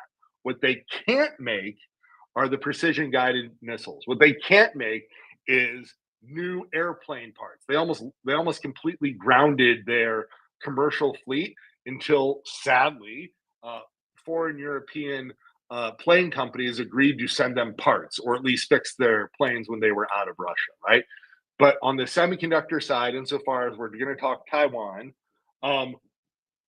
Taiwan, who makes their semiconductors, quite literally, because their semiconductors company makes their semiconductors on a Taiwan manufacturing assembly line, is sanctioning them. And like the Swedish, who make their industrial ball bearings for their wagon cars, they are serious about it, and they're not letting them do this cut-through joke bull that the Germans and the Northern Italians and the Czech manufacturers are all doing, where they sell to a third-party cutout that's in Turkey or in Belarus or some other stuff that makes me want to cuss a whole lot, because they just don't care and they're fine making money off genocide. Taiwanese, they're not making the blood money, right? Because they know where their bread is buttered. They're cool as long as the US is behind them and there's a nice big strait between them and China. And there's still a strait between them and China. So they're not like, that keeps them safe. China's military is even more brittle than Russia's military. Their equipment is also a Potemkin village. And unlike Ukraine, while China does have a lot of equipment, they are protected. Taiwan is protected by a strait. So China can't just roll a tank across. They have to load it onto a ship and get it there. And Taiwan has a huge amount of rockets, missiles, and other stuff to sink anything that'll go there. So they're safe. I'm not worried about any sort of war there, as much as everyone likes to talk about it. And really importantly, as far as Russia is concerned, they are participating in sanctions. With that, I will kick it back to Tim, Drummond, whoever's running this conversation. I would add to that, as you touched on Chinese capabilities, the Pakistanis are reporting having enormous problems with their shiny new Chinese-made Zulfikar class destroyers. Apparently, they are incapable of launching missiles. These are guided missile destroyers that cannot launch missiles because the parts in the systems they were supplied by Peking are of such low quality that they didn't really work to start with. They broke really quickly. The Chinese state shipbuilding company, there's two, I can't remember what they're called, but the one that built these alleged ships for the Pakistanis, they are refusing to fix them and refusing to acknowledge that there are any problems at all. So that's, and that's a military-industrial complex that is far more effective than Russia's. Just wanted to add my 2 cents on that because I saw it in the news the other day. It's really quite catastrophic.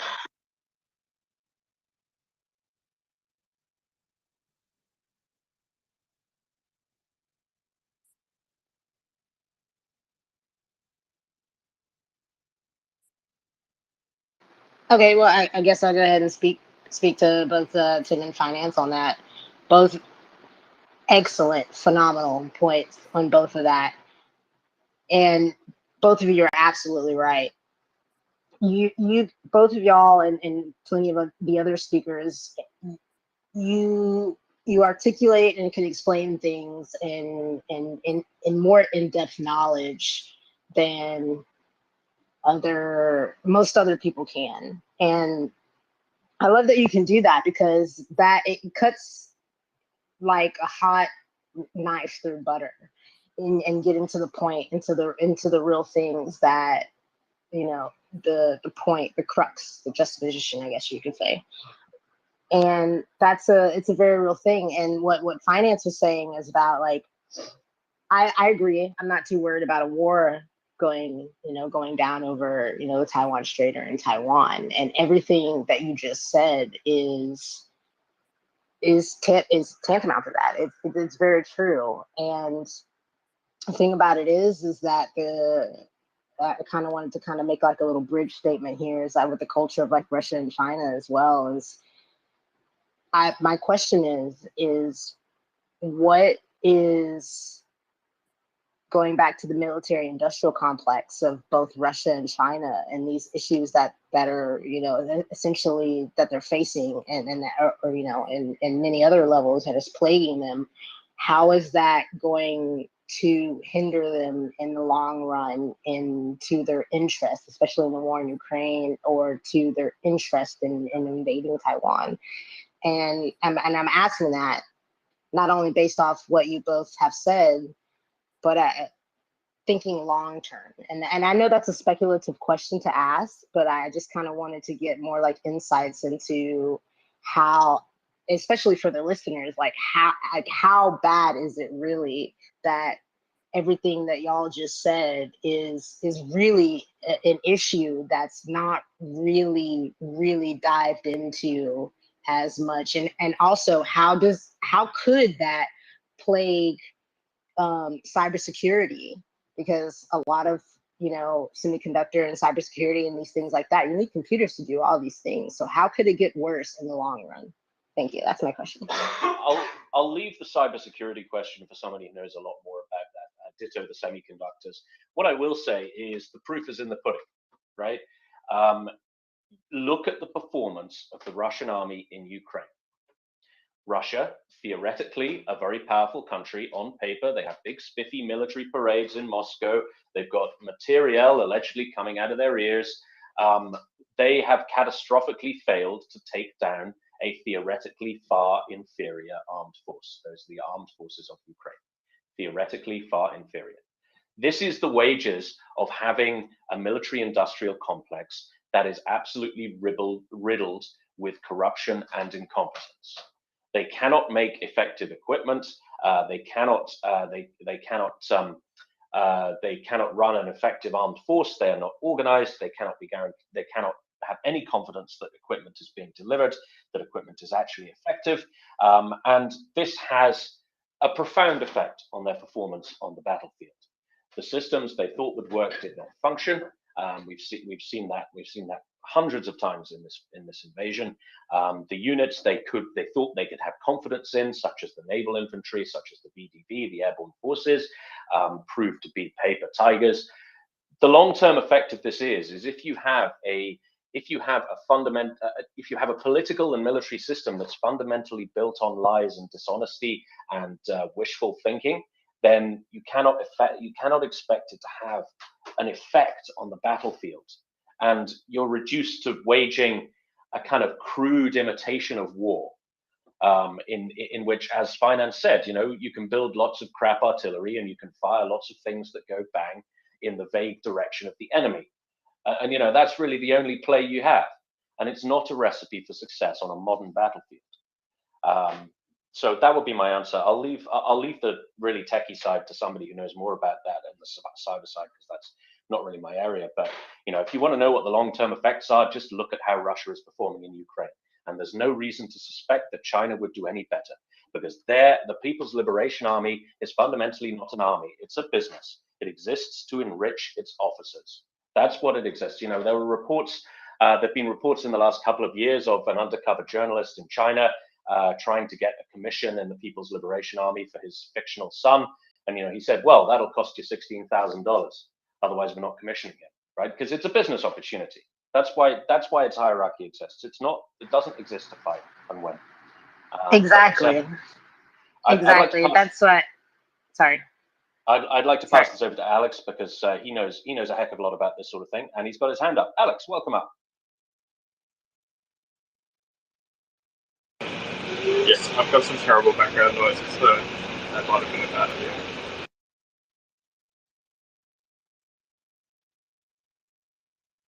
All the background noise. Okay. Alex, when there's a little bit less noise, but you feel there's less noise, pipe up. I think a really important question here now, though, Tim, and I want to get on some of your expertise, not cyber warfare, but regular old border security. So, Tim, you used to be a star, right? Stars do what? Stars shine bright, and it's important that they shine bright, because this way they can see further in the night, illuminate spaces otherwise not being able to look at. So what I'm getting at, Tim, is Ukraine is now in control of a whole lot more of its border with Russia, its actual border with Russia, over in Kharkiv Oblast. What would you prescribe they do, Tim, and how would you prescribe they go about it to prevent and to minimize the capacity for Russians to conduct incursions across into Ukrainian territory? How can they best go about that? Any idea? Join NATO. Well, they can't do that yet, right? They first need territorial integrity, but specifically, all of these new border posts, we saw them, being being liberated, being retaken by the Ukrainian forces, taking over these border posts, making, securing them, installing new doormats in 3 colors. But how do you properly secure this border post then? What do you do? And obviously, you want to prevent the sort of shelling with mortars and the like that Russians have been conducting in places like Sumy and Chernihiv oblasts after retreating months ago. But how do you do this? Rahad? We set up a border patrol, the same as you did in Sarajevo, the same as you did in Greece, and that's another thing. Turkey and Greece, everybody's kicking their toes in the water and seeing what happens. We need to have an independent patrol secure the border. That's it. And as long as they're allowed to issue rounds, we'll be safe. Being there, that's how it's done. We fight fire with fire.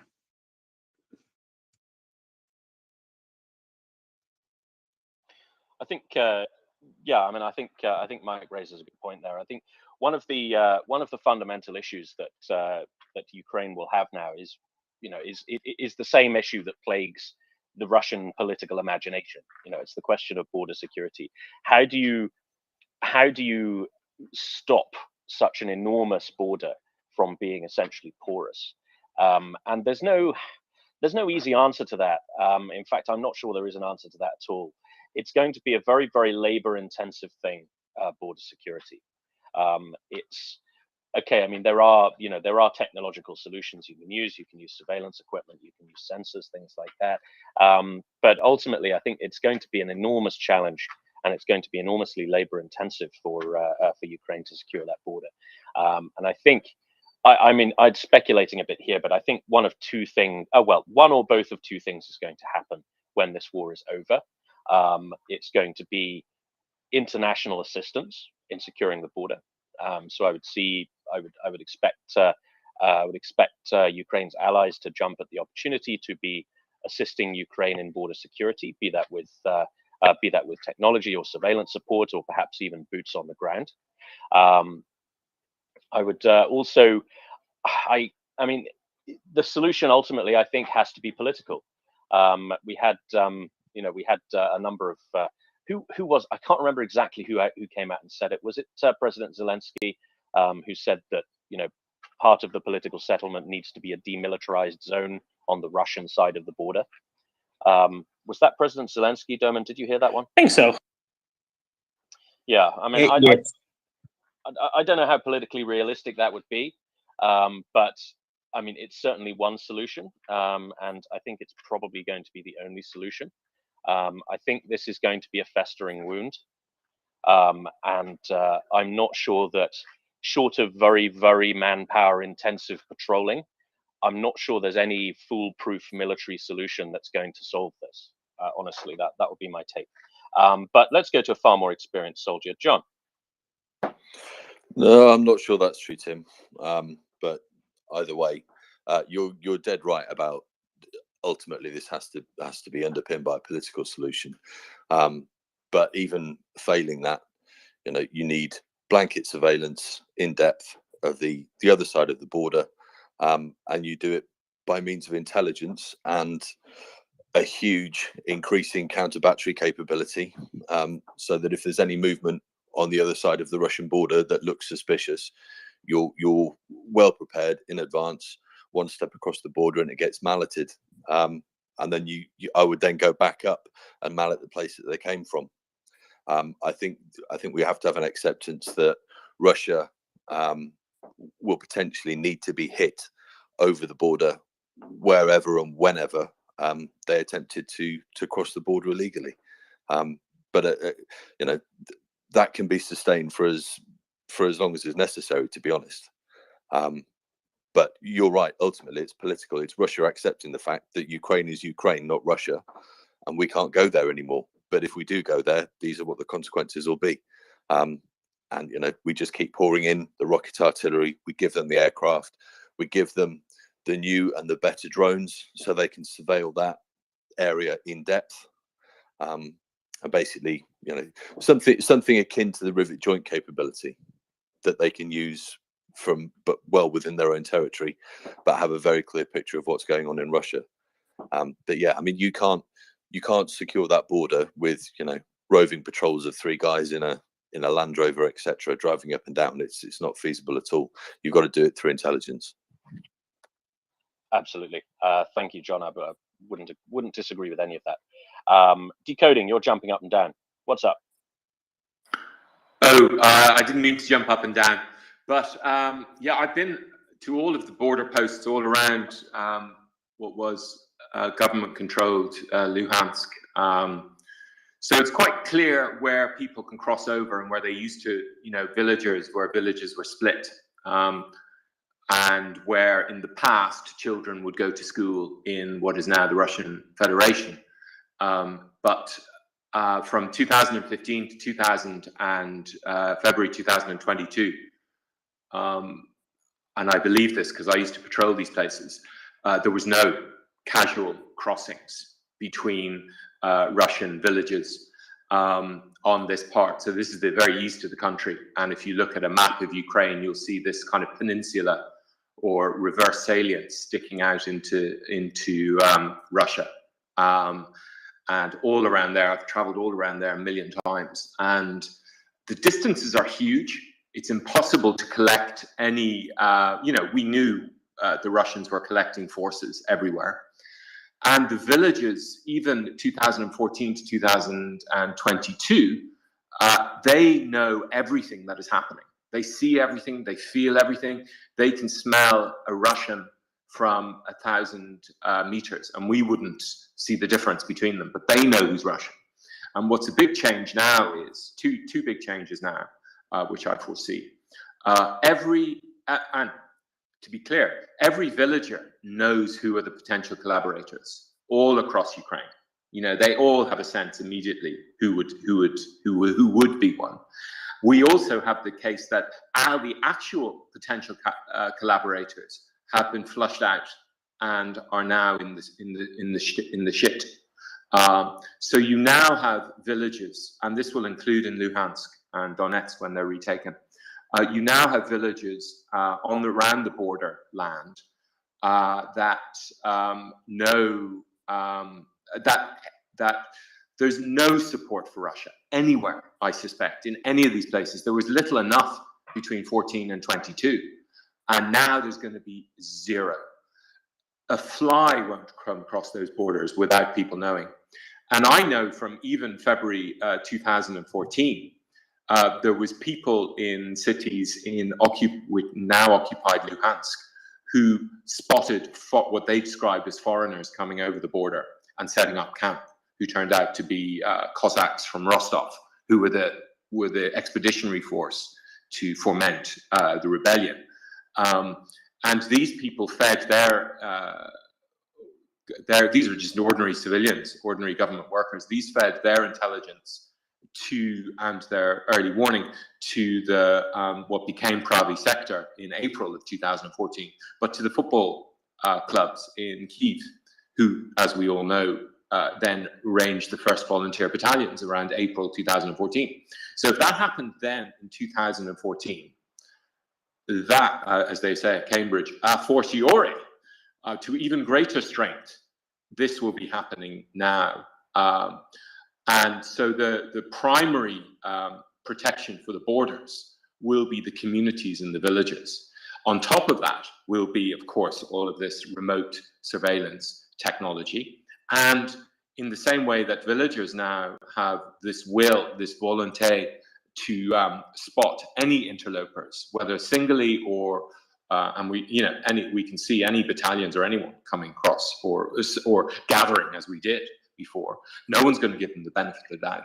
That also applies in NATO states and in Poland and other countries. And the stupidity of what Russia has done, even yesterday with its strikes on the electricity infrastructure, is that Ukraine now has a license to do whatever it wants and whatever it needs to do. And for me, again, I go back to the analogy I think here is between is the Iraq surrender in 1991 and the airstrikes the US and the UK carried out, which incidentally I didn't really support, but anyway.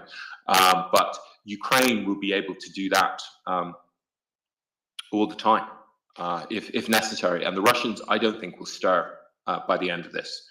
But what I really came up to put up my hand up was about something to watch, which is Yermak, who is in charge of negotiating the security guarantees, promised a document at the end of August, which he has been negotiating, which Ukraine has been negotiating with NATO powers, to give Ukraine some degree of security assurances prior to them joining, like physically or legally joining NATO. And I suspect these are being rewritten now. So the drafts clearly have been doing the rounds over the last, if it's expected at the end of the month, these have been going around the foreign ministries. But we haven't, it is September, isn't it, actually? So we haven't seen it yet. So I suspect these are going to be rewritten in real time. And I'm learning from this space that and from HIMARS and all that stuff, that the US and the UK and Poland have the capability to strike and shoot down Russian missiles anywhere over Ukrainian airspace. Is this correct? So I can foresee that kind of capability and yeah. Decoding. Sorry, your mic is a little bit shorting in and out. It's like we hear you, but when you speak up, it goes kind of static. Maybe if it's a wired mic, maybe see if it's plugged in fully, or maybe you're leaning against it with something. I'm not sure. But let's have someone try to answer you. Does the US currently have capability to shoot down missiles anywhere above Ukraine from, say, Poland or wherever they're based? Does anybody know that? Because I think that's an important thing to clarify before we hypothesize further. Who knows what the range on a Patriot is? Not offhand, but I will say something. The boots on ground will determine the politics that actually happen to save Ukraine. That's really it, we need to keep fighting, pushing forward. And the Russians attack civilians. They're just cowards. And at the end of the day, we shouldn't tolerate that. Nobody else wants to step in because they don't want to step in people's toes. Because Russia might just decide, yeah, enough's enough, and we've had enough, and we'll just have a temper tantrum, and blows out of hell. That's the scary fact, and that's what I'm. Yeah, but that's not going to happen. Let's not engage in what Russia wishes us to engage in, which is fear of some, Well, this is all theory, is it not? Well, exactly. That's why we're meant to be discussing this, are we not? Not just denying. It's not about denying. It's about assigning appropriate probabilities to things. It's not about just possibilities. It's also about probabilities of things actually occurring. And now, if something, you know how it is. If something is very likely to happen and kind of bad, we should focus on that. And then if something else is very, very bad but highly, highly unlikely to happen, that doesn't mean it's actually as bad a thing on average, right? That's why it's always good to be conscious also of what the Kremlin disinformation machine wishes people to engage in. They wish people to engage in discussions of fear, discussions of apocalyptic events, because they feed off of that, because that in the end benefits them. And we wish to avoid feeding the beast of the Kremlin propaganda machine. We wish to avoid feeding into what they want to be discussed. Right, that's why stay off of doomsday scenarios unnecessarily, because that assigns them excess probability, and that's bad for everyone in the end. I think it's a very naive approach, because he's already speculated and attacked nuclear reactors, and chemical warfare is not without his remit. He's done it before, and there's no reason why he wouldn't do it again. And he will sacrifice his own troops. That's the scenario, and it's been done before, and I see it happening again. You push the man too hard, it's putting a dog in a corner. Mike, can I just ask you, when and where has it been done before? Could you just clarify on that point, please? And what is it? Libya, Afghanistan. Okay, what happened? What happened in Libya? Warfare. Okay, so you are aware that Russia doesn't have a great ability to deploy chemical weapons to the field.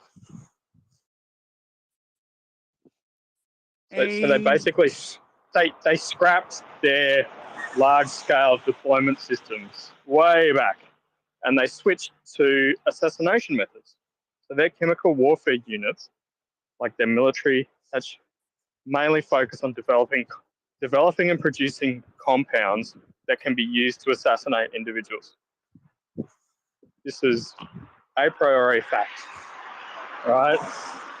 And the deployment of chemical weapons and biological weapons is highly unpredictable, and it's not very effective. And there's a reason why everybody agreed to ban them after World War I. Well, you do know that the British done tests in Aussie regarding mustard gas and all the blistering and whatnot. You're looking at infection, taking out many people, lung infections, all the rest of the stuff. That's all it takes. That's all it takes to destroy the infrastructure. Did you hear what I said, though? There's a reason why every single power in the whole world after World War I agreed to ban chemical weapons. It's because they didn't work, right? They have an immediate effect. No. They have an immediate effect on individuals, and yes, they are horrific when used, but they don't have a large-scale effect that would have any real impact on the battlefield. They didn't change World War I, and they haven't changed any war since then, right? This is the reality. If you go and check out, is it Dan Costanza, Thurman? Go and check out what he has to say. The expert is Dan Cazzetta, and he's a friend of our friend M. Yeah. Please go and check out his work. This will explain why chemical weapons, while awful and horrible when used against civilians, are a bit of a shibboleth that just aren't worth the time that is spent on them in the press. And this is just really something to understand, is that all this sort of military and the persistent weapons are very effective. It slows the troops down. It takes its toll. We need to spend time decontaminating, doing things, treating people. It's like, that's why we changed from 7.62 rounds to 5.56, because 7.62s kill people, 5.56 damages people. That's also an urban myth. Really? Yes, correct. Yes, Mike. The change from 7.62 to 5.56 was an American-led effort predominantly. It was mostly about the weight of the rounds and the ability of the men to carry more rounds. There is. Have you seen the damage it does? Yes, I have. But it's military mythology that the change was about wounding rather than killing. You put a 5.56 round through somebody, You know, he's gonna die. You know, No, he's not. It's not. It's a mythology around the change of rounds. It's simply not true what you're saying. I will have to disagree. Having Mike, yeah, listen carefully to me. All right. There's a number of people here on this panel. I suggest you Google it. If you can find any evidence that claim is true beyond message boards, then please get back to us. In the meantime, Dermot. Could you hear Axel just now, or did? No, I can't hear Axel, I'm afraid. Okay, Tim, just wait for a bit. Let's have Axel cover this in as much detail as he can, and then I'll flag it. The funny thing is that this man already disappeared after he heard my voice. I know who he is. He knows that I'm here. All right. Thank you very much.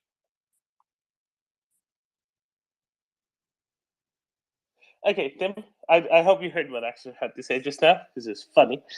I'm sorry, I can't hear Axel at all. That is very frustrating, but okay. I'll drop down. You explain it. Yeah, Axel said that this man knows who I am. He recognized my voice. I know his voice, and that's why he dropped down immediately as Axel spoke, which was funny. But let's move on from that, I guess. And let's go to, I think, Pauli. Yeah, let's talk to Pauli. Greetings from Finland. Yeah, I can concur and affirm that both 762 and 556 will have enough lethal force to kill a man. All right, but back to the topic. After the war is over, I think there are several things that should be done. In generally, I think Ukraine would have to become the second or first Israel in Europe. I think they need more equipment, and I think they should introduce like a wide compulsory military service for both females and males. And then I think we need to stabilize the region, and I think there are two components in that I see that are really important. We should stabilize Belarus, and I think everyone knows what that means. Lukashenko has to go. And then second thing is that in the eastern and northern region in Ukraine, I would not rule out having UN forces in the borders as we have had in Cyprus and many other regions. All right, that was my input. Thank you. Thank you, Pauli. That's wonderful. Thank you very much. In the long run, absolutely. What my question was really getting at was the very short run, the very immediate. The next couple of weeks, what the Ukrainians do on newly re-established borders in but it doesn't matter. I think we've exhausted that topic rather. Let's go to Spring, then to Finance, then to Nina, and then hopefully we'll get Axel back by then. Spring. So I have a very specific question that I'm pretty sure that some of y'all can answer for me.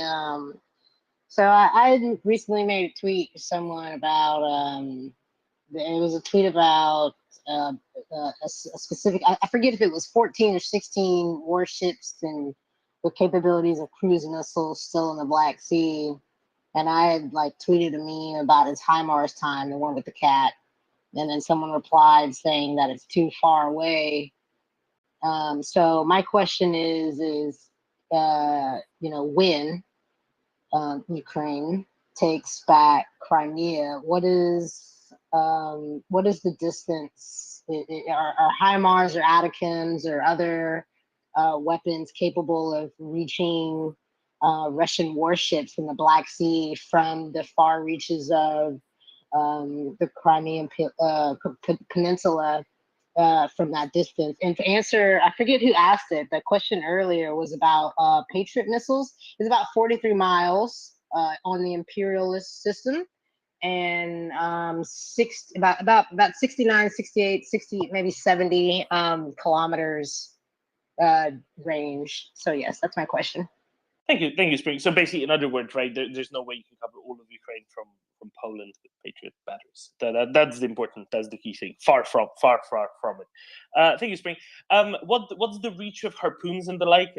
Depends on which block they are, is my understanding. So which specific edition of harpoons they get.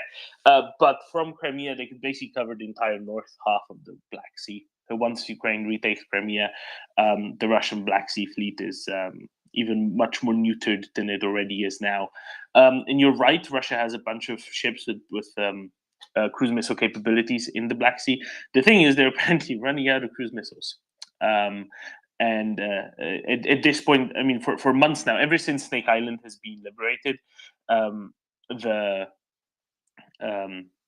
the Russian Black Sea Fleet has already been relegated to being nothing but a terrorist organization anyway, launching cruise missiles at civilian targets, beach resorts in Zatoka, fields with grain elevators and the like, and now they're even losing that capability to ever more. So I think maybe not too much attention should be given to the terrorist organization going by the name of the Black Sea Fleet. Now, what I'm really wondering is not about the Black Sea Fleet, but about the Baltic Sea Fleet, and specifically once Finland and Sweden join NATO, and the Baltic Sea officially gets renamed into NATO Lake, right?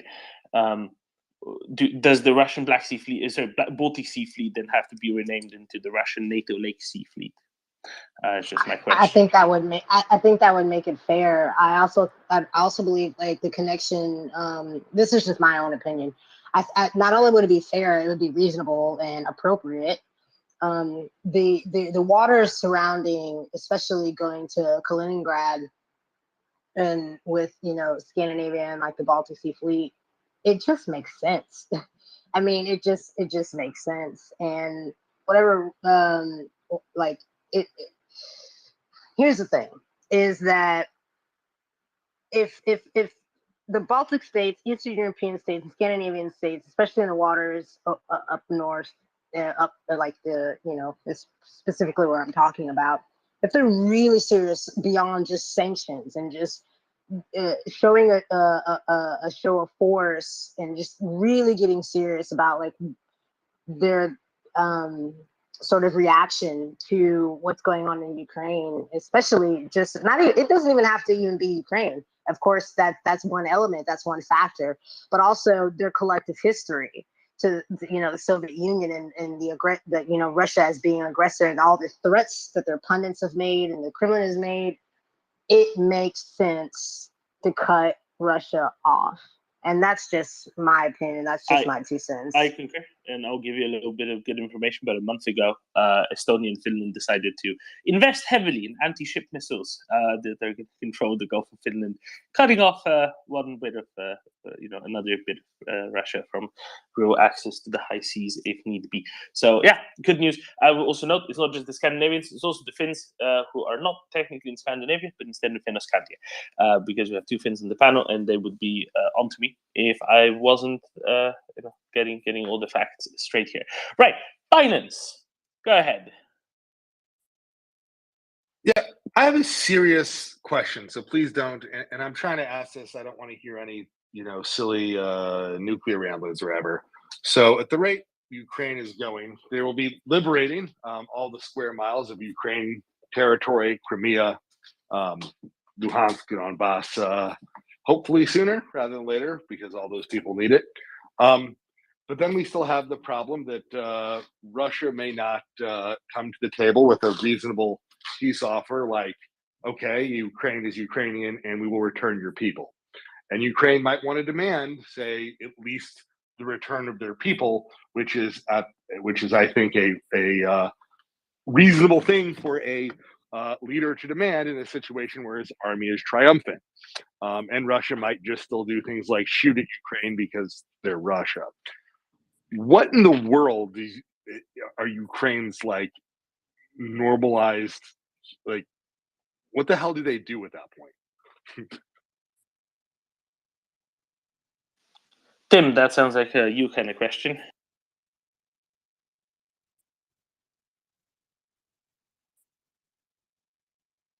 Give me a second.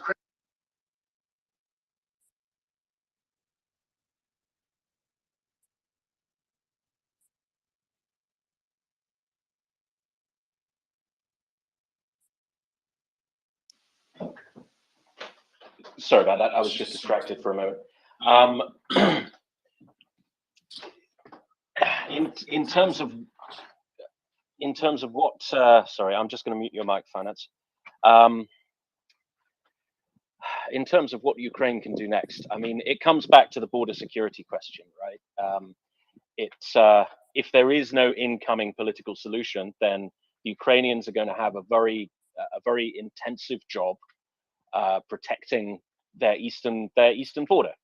But in the event of a total victory and the complete expulsion of Russian troops from Ukrainian territory, then it does seem Ukraine does seem to be on a path towards NATO membership, certainly on a path towards EU membership, and even in the absence of those things, the international goodwill towards Ukraine among civilized nations is so strong that I would imagine the international community will be only too happy to provide Ukraine with all of the assistance they need. And there's the question of deterrence as well, right? If you have a load of allied assets in Ukraine, allied troops providing security assistance, etc., then that has an immediate deterrent effect on Russia, because the last thing they want is to be killing American or British or French or German or Polish troops or whoever with pointless fuckery in on the Ukrainian border, because that's what it would amount to, right? The Russian dreams of empire, they died. They died 3 days after their invasion, right? So they know their goals are simply not politically or militarily feasible or realistic. And so I think with a sufficient political and military deterrent in action here, I don't know. I mean, would they calm down a bit? Would they become more realistic? I like to think they would. I like to think they would, right? Because there would just be nothing to gain for them. It would just be this kind of low-level dicking about on the border that could potentially kill the troops of more powerful nations and lead to some really quite severe spankings for Russia.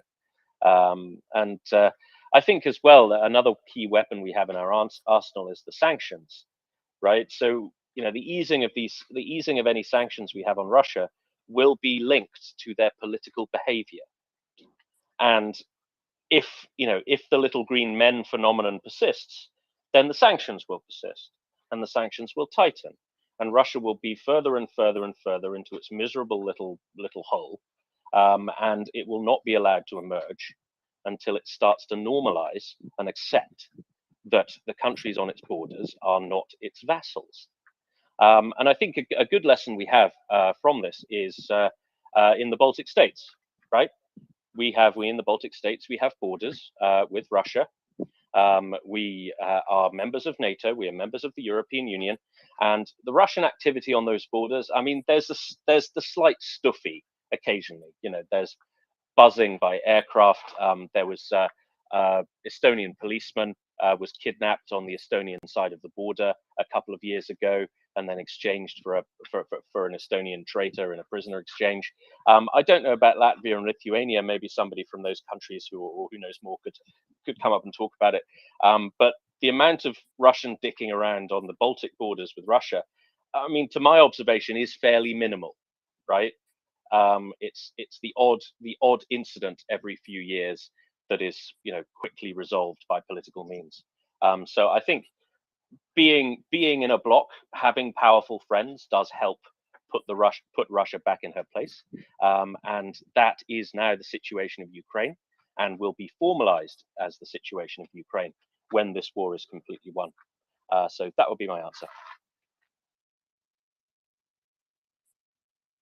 Thank you. I think that is a reasonable and optimistic answer, Tim. Brian. Oh, sorry. Yes. I beg your pardon. I think Nina was actually first. I beg your pardon. Nina, thank you. Thank you, Tim, for noticing. I have a couple of things. If I can comment just what you said, we in Finland live with Russia, or we're still living with Russia behind our back, and not a lot anything but that they have been coming into Finland with different positions, and I think that might even stop now. At least it will be less after this war. I just read on Helsingin Sanomat today. It was just some really kind of funny. I don't know. The Russian nationalists were demanding this weekend. They were really angry at Putin, that Putin should immediately make the changes to make the win for Russia. And the most funny thing was that Ramzan Kadyrov, the Chechen TikTok Kadyrov, he said that the plans has not gone as they have thought, and he said, no, really? Yes, and he said if not today or tomorrow, if they are not going to make the changes for this special operation, I am going to have to go to the leaders and demand them explanation of this situation. So yeah, that was just a comment. Can I, Nina? I'll go to you in a second. Can I just talk about this a little bit, because there's an interesting dynamic here to be exploring. Oh, okay. So I just want to say, I'll be quick, I swear. There's a group of people in Russia who kind of live off of being more Putin than Putin, right? Who kind of always push for more, they're very much tolerated by the regime because they kind of legitimize the regime, right? They legitimize the regime in doing all the crazy shit the regime does because they're even more crazy. So they shift the Overton window way into crazy land, right? And that makes all the stuff that Putin does seem kind of relatively normal, relatively to the really crazy people. Now the problem is the really crazy people, the extra super duper crazy people, have really drunk their Kool-Aid, and gotten high of their own supply and whatever other idiom you wish to use, and now they think that there's actually a thing to do here, like do a full mobilization, and that would somehow help Russia. And what they don't realize is that would just spell, even worse defeat for Russia at the end of the day. Because what would happen if Russia mobilized 4 million troops or something? It would mean that Russia would be losing literally many hundreds of thousands, if not many millions of those as straight up cannon fodder. They tried to do a Zhirinovsky, right? Zhirinovsky, the now deceased long-time leader of the so-called Russian Liberal Democratic Party. I mean, come on, right? He kept being this opposition to Putin in the sense that I agree with everything Putin does, except I'd do even slightly more of the same. And this is kind of the same idea that a lot of these Russian military bloggers have adopted as well. Let's do more of this. No, we need to go further. We need to be stronger. We need to be even more ridiculous and crazy and insane. And what they don't realize is that that would actually just destroy Russia worse. Honestly, that's all I wanted to say, Nina. But it's interesting that when mainline media, of course, in Finland, they're a little bit ahead of everyone else because they look at Russia with quite a sober and sober look, and for obvious reasons as well. That's it, Nina. Carry on. What did you want to talk about? Okay, thank you. Yes, I wanted to continue on this a little bit because Julia Davis posts this Russian TV debates, and I rarely watch them because they are just, as you said, craziest of crazy. But yesterday I watched one of Julia Davis's, and it's like translated in English subtitles, and this was exactly what you said. There were I think 6 people, and they were just, yes, we should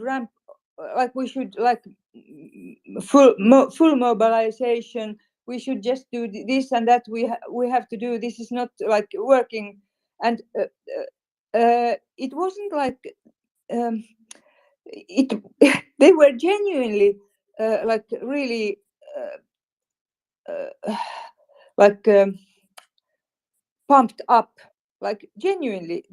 It wasn't like it didn't look like it. They were like just pretending. They were like red in their face, and they were really like angry. And now this has to be done, and we should like this also this starting this nuking and full mobilization. But anyway, it seems that there are a lot of people in Russia, which we have seen, that actually, as you said, Domen, are even crazier than Putin. They are bloodthirsty. They said all about this. All the Ukrainians has to be killed. There is no Ukraine. There has never been no Ukraine. And somebody said that we should go to Ukraine and talk to the people and make them understand that they are Russians.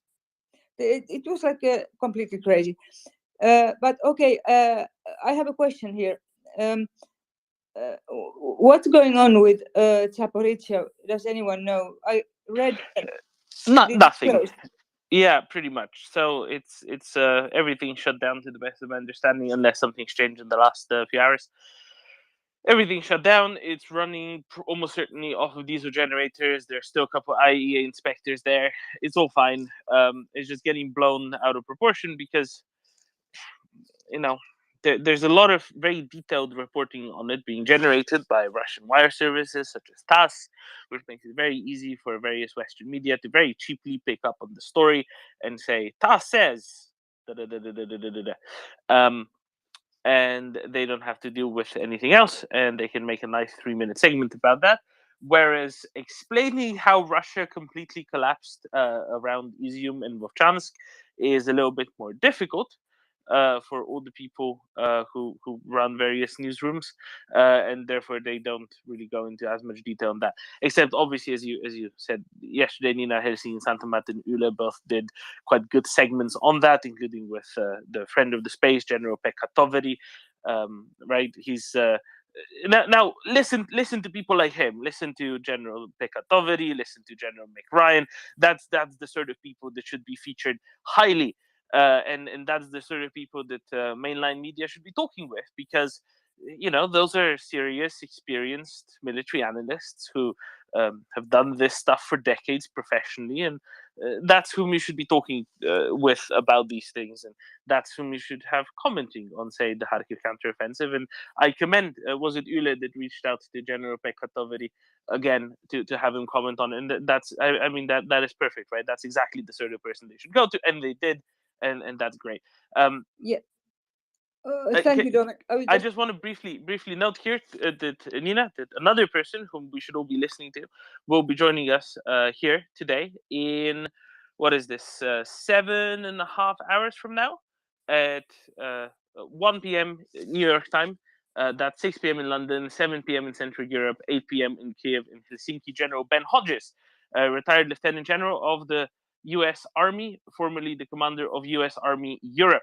And that's another person that we should all be listening to, and we're very glad to have him back at this momentous occasion of the liberation of previously occupied parts of Kharkiv Oblast. Sorry, Nina, carry on. Yeah, okay, sorry, my last comment just to that. I am not actually worried about the Zaporizhzhia or because, yes, because. And the only thing is that I would really want to see this Kadyrov marching into Putin's office and say that you are not doing a good job now. Yeah, see, that's the thing, right? He wouldn't be marching into Putin's office. He'd be marching into Putin's office saying, let me take over from this other guy who failed you, right? If you listen to what they were talking about in Russian television, they keep framing it like, no, Putin is perfect. Putin is next best thing to sliced bread, or best thing since sliced bread, or next best thing to caviar or whatever, right? And he was lied to, and that is the problem, and that's why wrong decisions were made by the people under him, and he's perfect, and he would have done better if he was treated better by all these underlings, and all these underlings are who's to blame. So it's clear who the boss is. That's still clear to all the propagandists on the Russia Dean as well. So yes, yeah. And Putin, he's the Tsar, and the Tsar has come from God, and that what God has created as a Tsar can't be wrong. This is how it is. Exactly. Thank you, Nina. I think we have Brian, and then we have Spring, F, Aaron, and Termafella. Whoa, Brian, good morning. Yes, good morning. Good morning to all. It's a lovely, brisk morning here in Stornoway on the Isle of Lewis in the Western Isles. First of all, thank you extremely much for this wonderful platform. And I was in touch with some of my good friends in Germany. She's from Kharkiv. Her parents are still there, and she's quite over the moon about the latest developments. And perhaps her and my other good friend, her fiance, might be traveling back to Kharkiv by Christmas. See how that goes. Hopefully, I'll hear about the plans for the wedding, as I'm invited to play bagpipes for them. He's already got the thumbs up from the rabbi, so there'll be bagpipes in the synagogue. Right, on to the actual question. Forgive the digression. Might I ask an extremely silly question? Was there a Ukrainian Navy prior to 2014? Yes. I'm presuming there was, and it would have been based in Sevastopol. Now, post-conflict, would you imagine that it is feasible or desirable that a Ukrainian Navy be reconstituted so that they can adequately protect and defend their sovereign waters? So I see Gunny's listening. Gunny, if you want to jump up, since this is a naval question, feel free. If not, I'll try to answer this. Yes, there was a Ukrainian Navy. Yes, it was based in Sevastopol, but not exclusively in Sevastopol. A lot of the ships were actually stolen by the Russians when they took over Crimea. Hey, we're getting Gunny. There were some other bases, including Mykolaiv. There were some naval capacities in the Sea of Azov as well. And yes, it probably would be desirable, but no, not as a high seas navy necessarily. More sort of faster, more literal craft, I'm guessing. Gunny, what are your thoughts? You're the naval expert, not me. Yeah, I think expert's stretching it a bit, mate. But hey, compared to me, you're like 17 levels above. So yeah, bit like winning world's tallest dwarf, isn't it?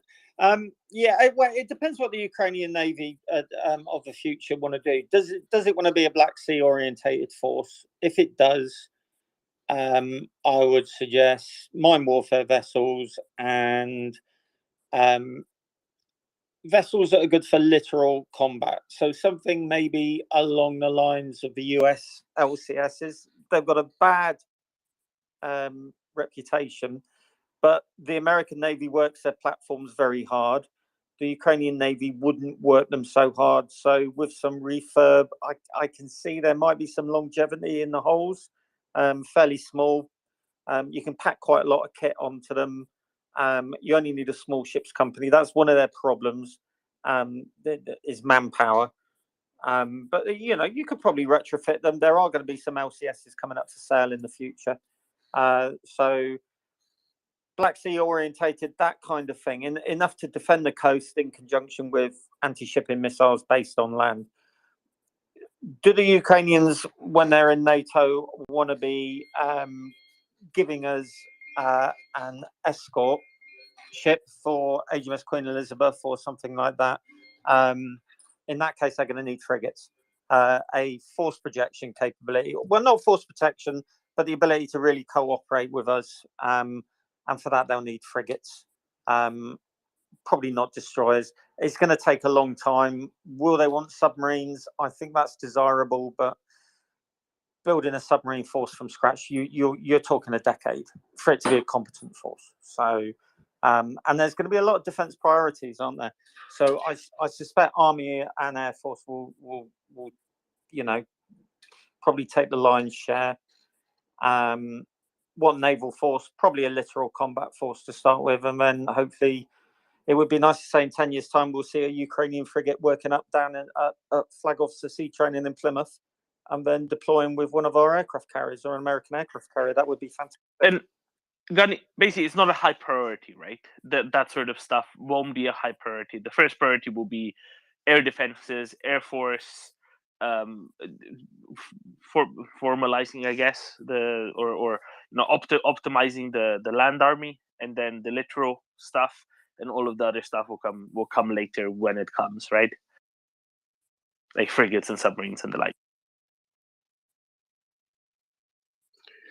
Thank you very much, Scotty. Yeah, that makes sense. The one thing that just off the top of my head that they might want to have, considering that has been one of the platforms for launching Caliber cruise missiles, is to have some ASW capacity, some anti-submarine warfare capacity.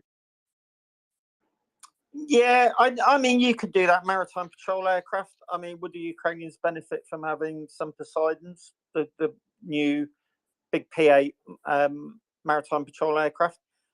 Yeah, I can see that, because you can also do other things with P8s. You can do signals intelligence with them to a degree, and you can launch anti-shipping missiles. So those, a squadron of anti-submarine helicopters, yeah, some kind of mine-laying capability, probably desirable, to be honest with you. Certainly, they're working up with a Sandown minesweeper, one of ours, at the minute. So clearly, they're aspiring to a mine countermeasures force, but a mine layer would probably be a very sensible addition, because then they can start dropping things like acoustic mines in future combat, which will kind of make areas no go for Russian submarines. So yeah, but as Domin says, I think there's going to be a lot of priorities. I think whilst in the future they'll go for surface-to-surface missiles. They'll go for air power, because of course air power as well. You can dominate the literal maritime space using aircraft with standoff anti-shipping missiles.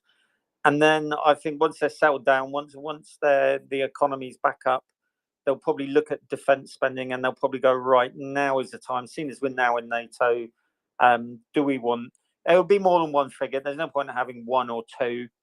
Do we want 3 or 4 frigates capable of deploying with NATO battle groups in the future? And I think they would be jumping for joy if they got that capability. And I really do look forward to seeing it in the future. But at the minute, as Domin says, probably re-equip after this, get some more modern kit in. And of course, they're going to be busy training the rest of us. Because Ukrainian army is now a university of modern mechanized warfare. So they'll probably have their hands full with NATO clamoring to do battlefield visits. In fact, I wouldn't be surprised for a Ukrainian battlefield university to open up, and then we will be sending people there, which will also be brilliant, won't it? Thank you very much.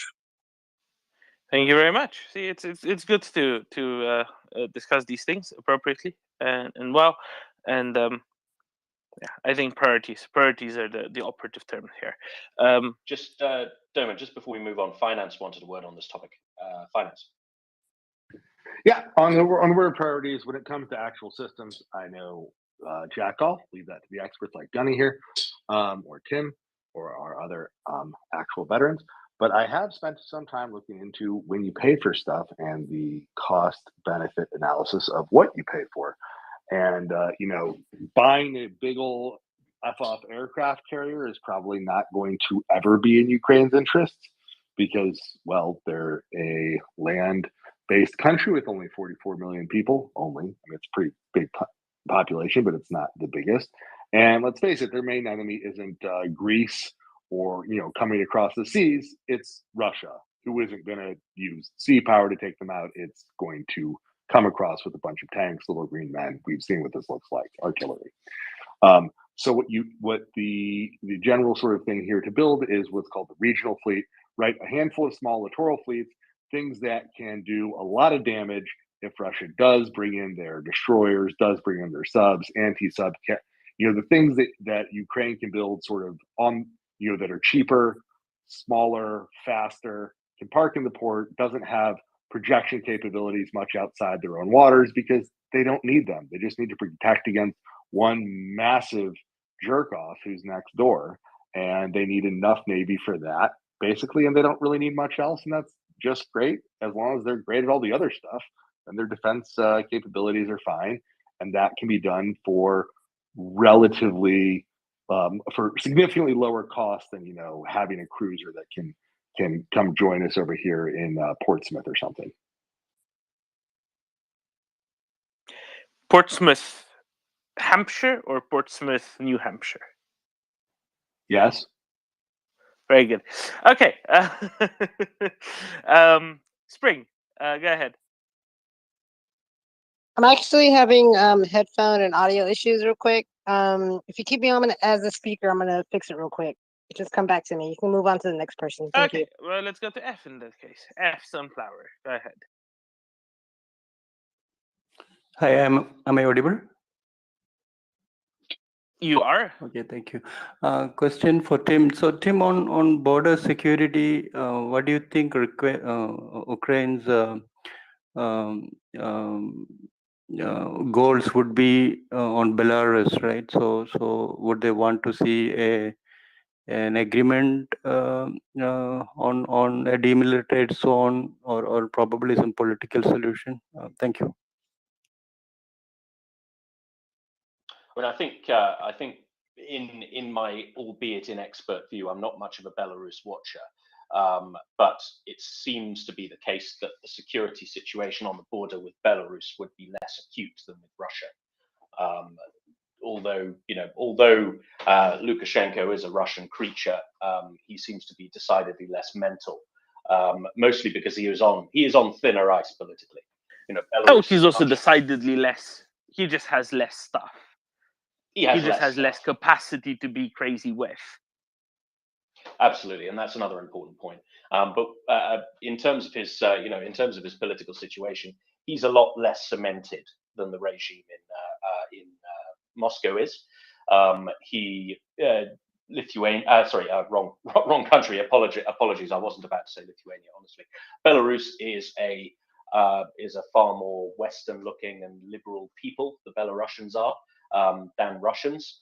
The political culture there is more liberal.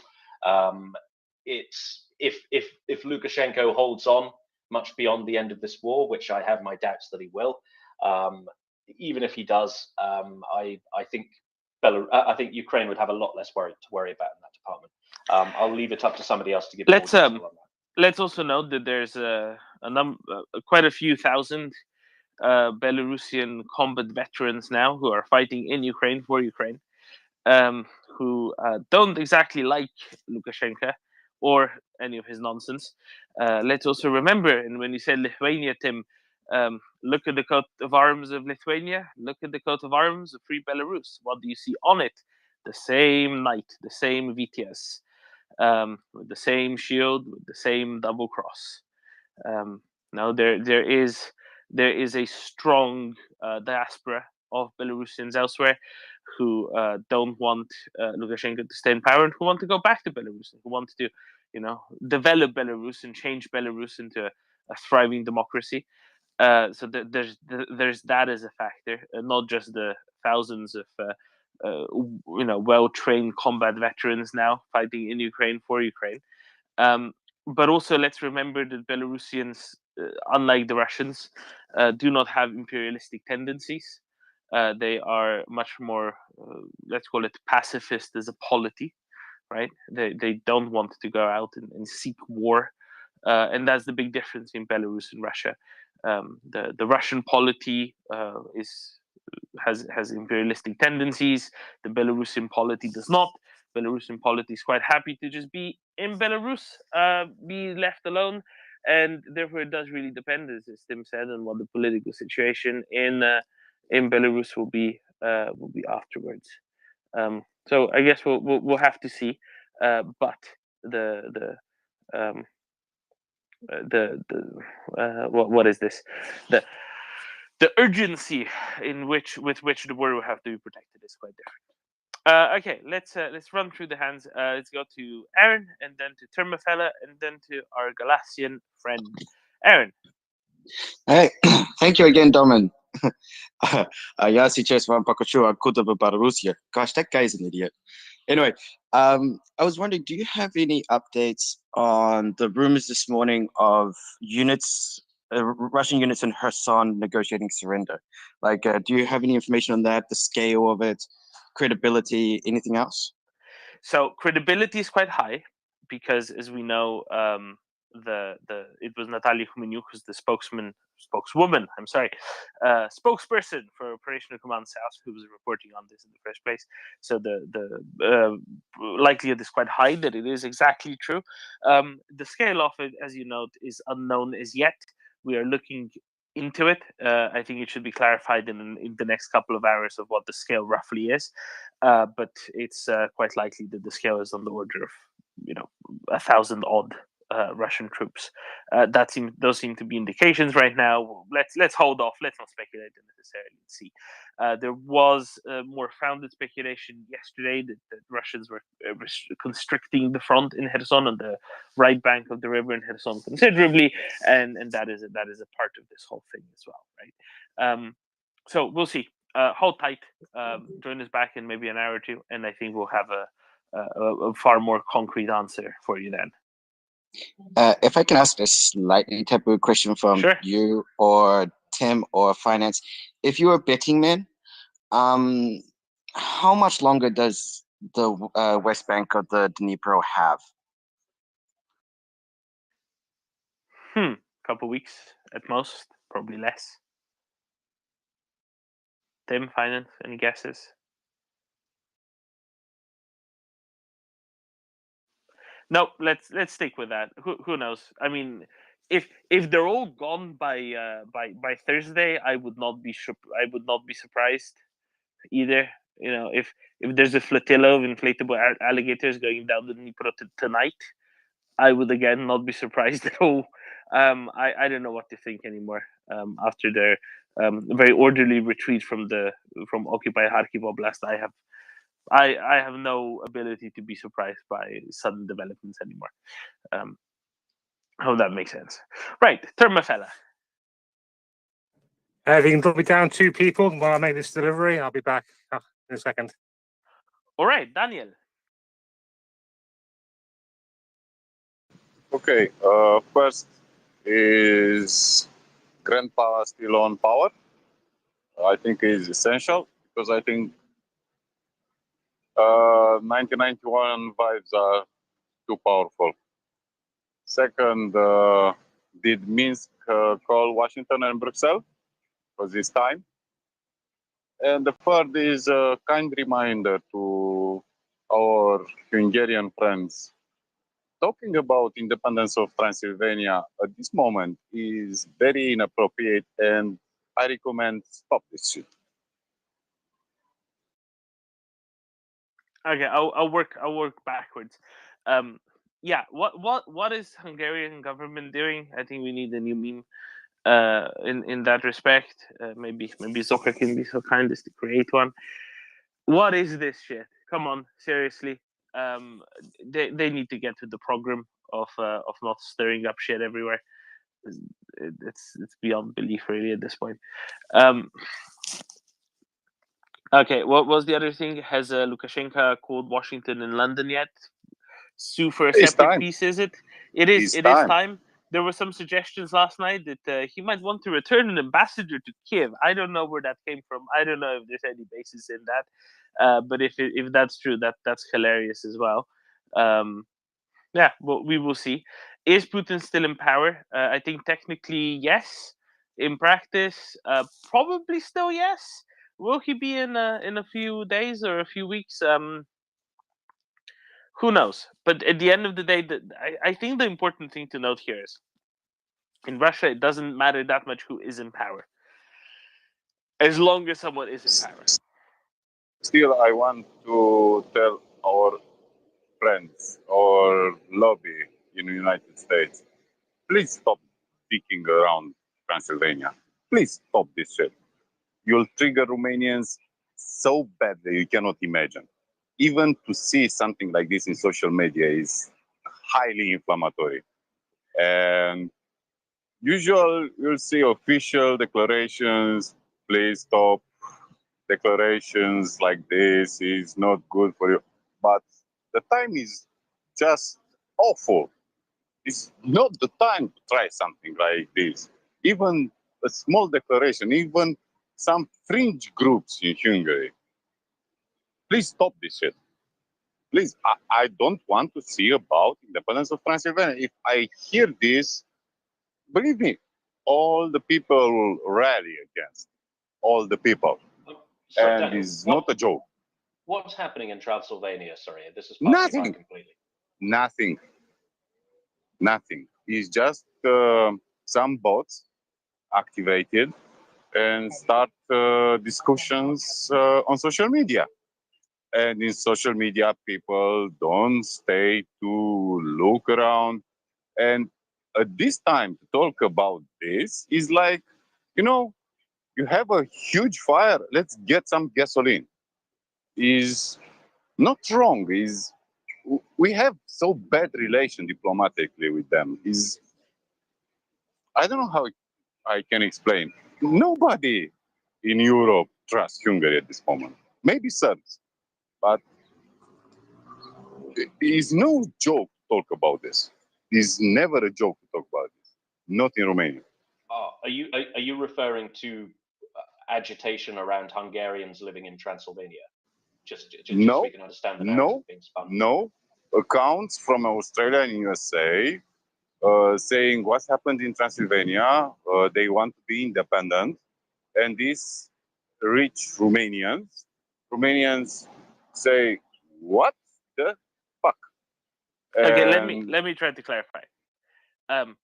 Russian and Hungarian-backed troll farms in Australia and US, or purportedly in Australia and US, possibly not even there, are the ones agitating for independent Transylvania.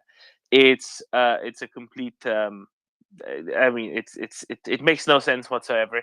But they're riling up Romanians from overseas on the basis of completely baseless nonsense speculation. and it's no joke. It is their program past the century, and in this situation, in this war, it is no place to put these words. These words must be deleted in Foreign Office of Budapest. You don't tell this. Don't joke with this. And they must remember, already they're being a heinous traitors of NATO. And they are sanctioned and will be probably crushed by Brussels.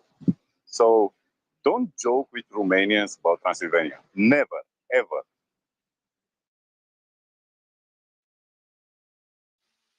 Thank you, Daniel. I concur. Couldn't agree more. Right. Let's see if Spring has sorted out her audio issues. Spring.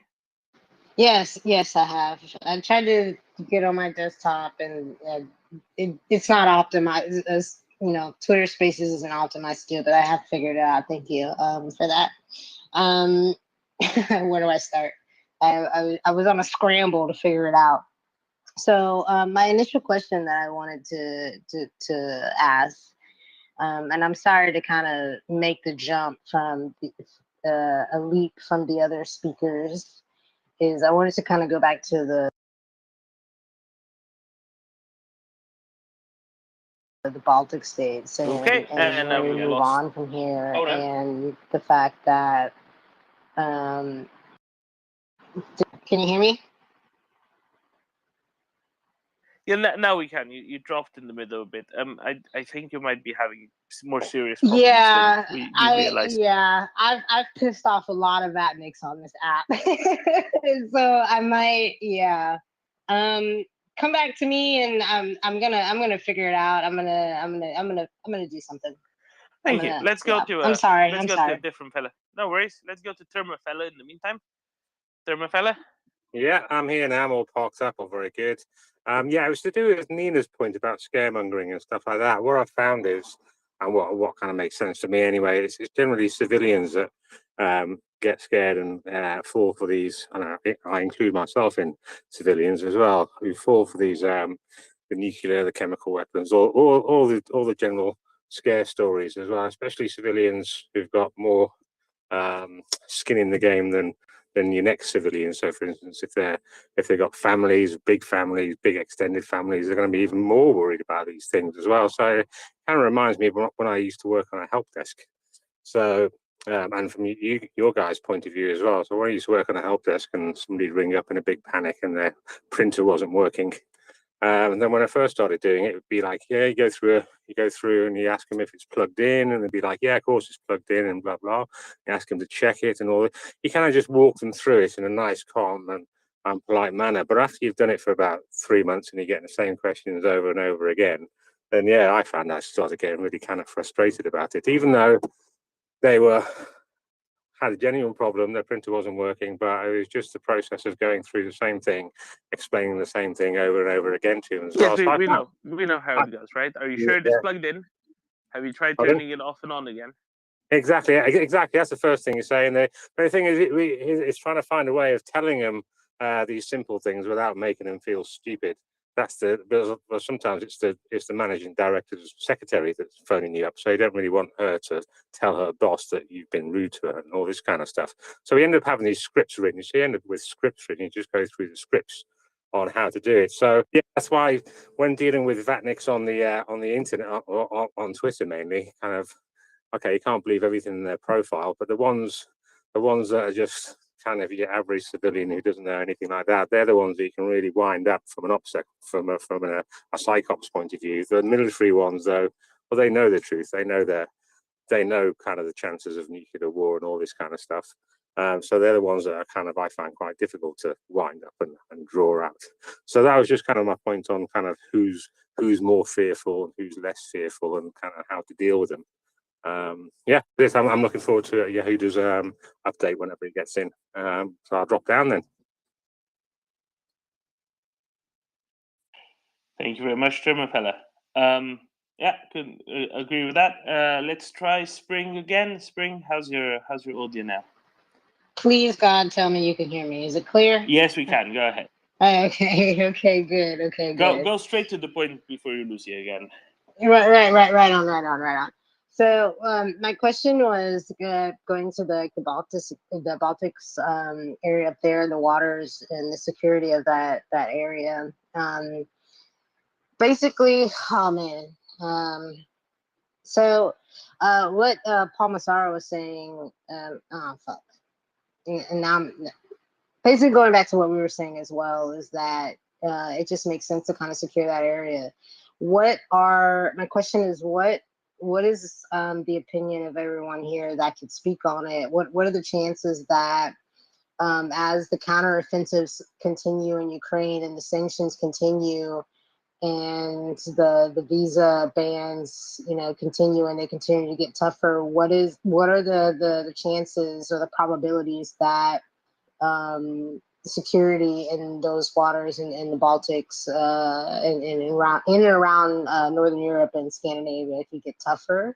And what do you speculate is Russia's plans for those areas? Because the thing about it is that with a dictator with Putin, like Putin and like dictators before him, when they're on their last whim or on their last rope or whatever phrase you want to call it, they get really desperate. They can get really volatile, and to try to keep their last remaining shred of power. And we've seen it time and time again.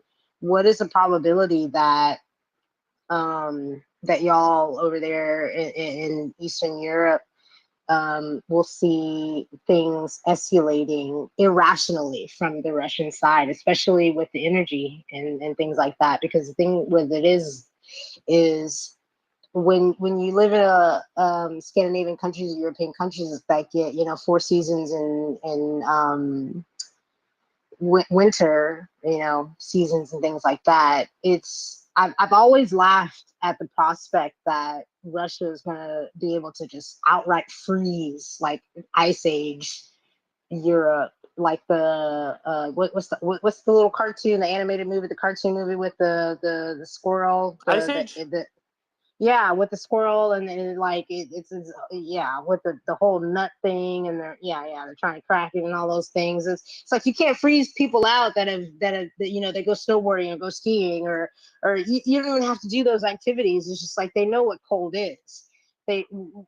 We know what cold is. And then I'm saying this as a person that's from Texas, but I've traveled around the world. I've lived in tropical places. I've lived in extremely hot places. I'm from a hot place, but I prefer cold places. And we have the tools and the items and the materials to survive those types of things. And, you know, there's body heat from, you know, a significant other or a friend and all those other things. So yeah, that's my question. So I'm sorry. let's get to the meat of this, right?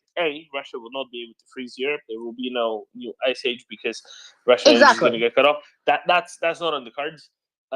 Secondly, things are in motion to both reduce consumption of gas, specifically and reliance on gas, and especially on Russian gas. There are ever more LNG terminals. They're being built out. There is going to be more LNG coming in. Norway is upping production somewhat as well. As well as America. As well as America, but so that falls under LNG, right? When I say LNG capacity is increasing, obviously a lot of that will be coming from the US, from Canada, places like that. So between that, Norway gas can come by pipeline. That's why I was separating Norway from the LNG, but also there will be some LNG coming through Norway as well. So it is going to get sorted out with lower demand for gas as well. It's all going to be just fine. There are energy plans in motion. The problem that Europe is going to be facing this winter will be a problem of energy cost, not so much of energy availability. Now, obviously, prices are going to go up. That's going to be a strong signal for reducing consumption as well. But the future prices on gas are already dropping. That's an important thing to understand.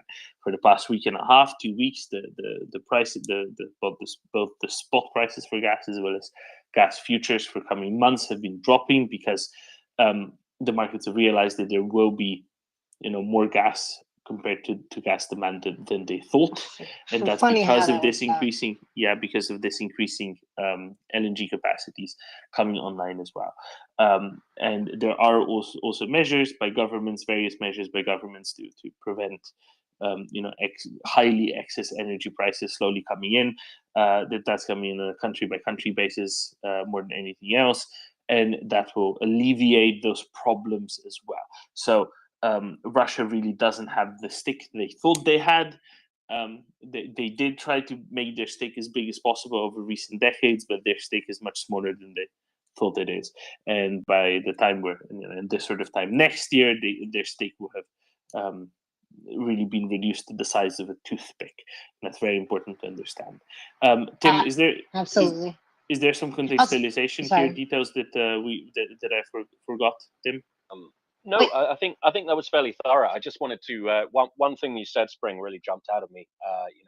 What are Putin's plans for the Baltic states, for Poland? Well, I can tell you precisely what they are. They are irrelevant. We're in NATO, we're in the European Union. What Putin says or does is of very, very little consequence to us here. Especially now he has proven himself to have departed from the human race. We have a brigade of British soldiers just down the road, an armored brigade. We have half the Italian Air Force. We have an American capital ship visiting the port of Tallinn pretty much on a weekly basis. You can barely move for sailors in this town. We are absolutely fine, and we don't give one solitary shit what Putin says or does at this point. I'm sorry for my swearing, but I fucking love that. I love that. I love the solidarity. It's not only heartwarming, but it affirms my my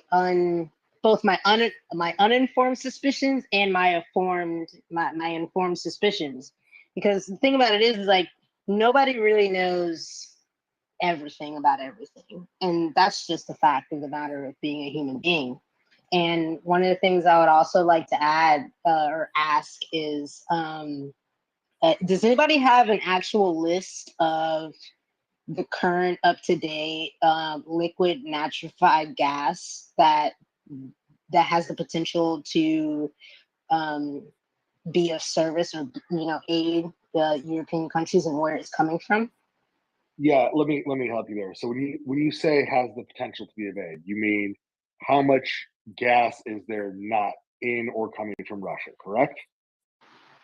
Well, not only not coming from Russia, of course, because fuck Russia, but like liquid, like LNGs from our allies, from Western partners, or even Eastern partners that like Asian partners that support us. So where is the LNGs coming from, and also Sure, I got you.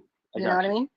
Yeah. Yeah. All right. Okay. Cool. All right. So where gas is really different from oil is that oil you pump out of the ground and it starts as a liquid, and Correct, you do need correct. to refine Fracking. it into gasoline. Well, fracking, or if you're look, Saudi Arabia still pumps a metric ton of oil, and you basically shove a stick in the ground and it comes out, and it still costs them the cheapest amount to get oil out the ground in Saudi Arabia than anywhere else in the world, right?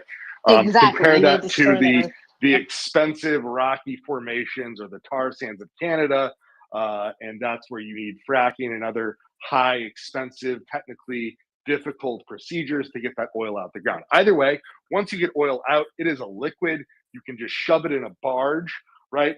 Or you can shove it in an oil, a huge super tanker. They're basically just barges, right? They're not all that special. It's just a tub. You're good to go. Natural gas isn't like that. It comes out, it's called natural gas. It comes out in a gas form, right? When it comes out in your stove, if you don't light it on fire, Correct. right, you can burn your house down because they can smell it, right? So burn your house down, you can blow some shit up. Yep. Exactly, right? So to make natural gas be able to go anywhere outside of the pipeline you built for it, right, you need to build a liquefaction facility, which these things cost like a minimum liquefaction facility is multiple billions of dollars, right? There aren't And that's small exactly what Germany doesn't have. That's why they're right. struggling. So there are a lot of right, and you need one on the other side to you need an LNG facility on the other side to do what's called regasification to turn that liquid natural gas back into the gas form, right? So to process it. Europe does have LNG stuff coming online, and there is a record amount of LNG currently floating on the seas due to basically traders speculating that price might go up. Which worked for a while, but clearly that's moving against them. Germany, actually, if you look at it, is within historic norms for its gas storage before winter. Hungary is at 130% of gas storage now because they're, Putin's buddy. And so they just got, they've topped off the tanks, basically. Germany is at, I think, last I looked, they're on target. The problem's going to be the amount they use this winter, but they've also cut usage. Their industrial firms where they can switch from oil to gas have done that. And all these speculators who have recently gotten smoked because they're holding LNG on the water, which, by the way, while we can lambaste them for it, is sort of a normal thing, and it costs them money to do it, which is why you don't usually see this happen, especially big in LNG. Money. You do see this happen every handful of years in the oil marketplace. Because again, it's a lot cheaper and easier to hold oil because oil just sits there in a barge, right? Or exactly. tanker, and those are cheaper, right? So there is a lot of natural gas. It's not as much as normal because Russia is usually the big provider. But Russia can't sell that in the quantity to anybody else, which is why they're flaring it. So if Russia decides they want to actually just lose this war because, well, they're just losing this war because Ukrainian armed forces are sending them to the river Styx and Russia, depending on which direction the soldiers wish to go. or a nice Ukrainian POW facility. Either way, right? Like that's what's happening to the Russian army right now. So as soon as Russia decides they're going to just lose the war, they're probably going to get back to selling oil because they need that goddamn money. So, you know, I'm not saying it's going to be great in winter in Europe this year, especially if Russia decides to just keep being dicks, because let's say the world says, no, Russia, we won't stop sanctioning you until you return 3 million Ukrainians and 560,000 Ukrainian children, because we don't do kidnapping here, which I would support, right? Like some things are just more important than money, like kidnapped fucking children, pardon my French.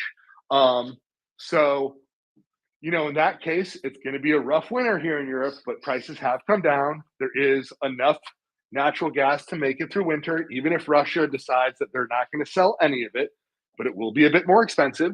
Though there are a lot of options to switch from natural gas to oil. There's options to switch from natural gas to electricity. France is going to become a net exporter. Right. France is going to become a net exporter of electricity due to their entire nuclear fleet. At this rate, Ukraine should be exporting electricity because they will be in control of both Chernobyl and the Zaporizhia nuclear power plant, which produces a large amount of electricity, which they could then export because it will be more than they should need. And they should be able to export that nicely to the European Union. So there are a lot of things that should let Europe nicely and happily get through the winter. So it's actually quite a good question.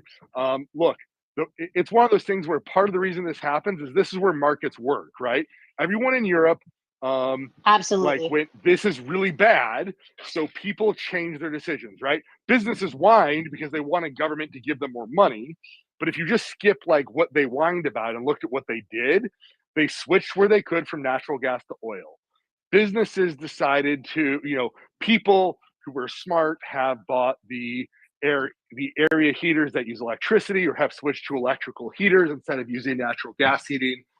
You know, companies have reduced power consumption, et cetera, et cetera. So where you see, you know, people who are industrial users have switched to oil instead of natural gas where they can in industrial processes. All of these things overall have massively reduced natural gas usage in Germany and have cut that down by an insane number, like 20% or something. And Doman, what's the number of natural gas because they're not reduction in fucking Germany? psychopaths. Right, and like even right, like people want to make, like businesses want to make money, right? That's what they're there for. Yeah, that's exactly So right. they're going to That's what I change was their saying. behavior. They might whine all day in public, but they're going to change their behavior to make that dollar, right? So yeah, they've done even China or North Korea does the same exact thing with capitalism. Like it doesn't matter how fascist you are, they're still trying to make fucking money. Well, I mean, North Korea is about that fascism, right? Like North Korea. No, that's what I'm saying. It doesn't matter how fascist or what your ideology is. People trying to fucking make money in this bitch because the lingua franca, the business lingua franca in our modern times, as we are alive, as of this speaking and this writing or whatever, is making money. And the thing about it is that there's ultimately multiple different ways to make money. The lingua franca is business making money, whether it costs lives or not, and it's not fair, and life isn't fair, and that's normal. When I say normal, I mean that's the crux of humanity, because everything is fucked up, and everything you just said makes perfect fucking sense. I'm sorry to say the F word twice or 3 times. I don't remember how many times I said it because I cursed like a sailor, but yes, that's how many. Yes, absolutely correct. Thank you for explaining that. I learned a lot from what you just said as well. And you just reaffirmed what I was trying to get at a deeper meaning at with myself and with, I'm sure with many other listeners here. So thank you for that. Thanks.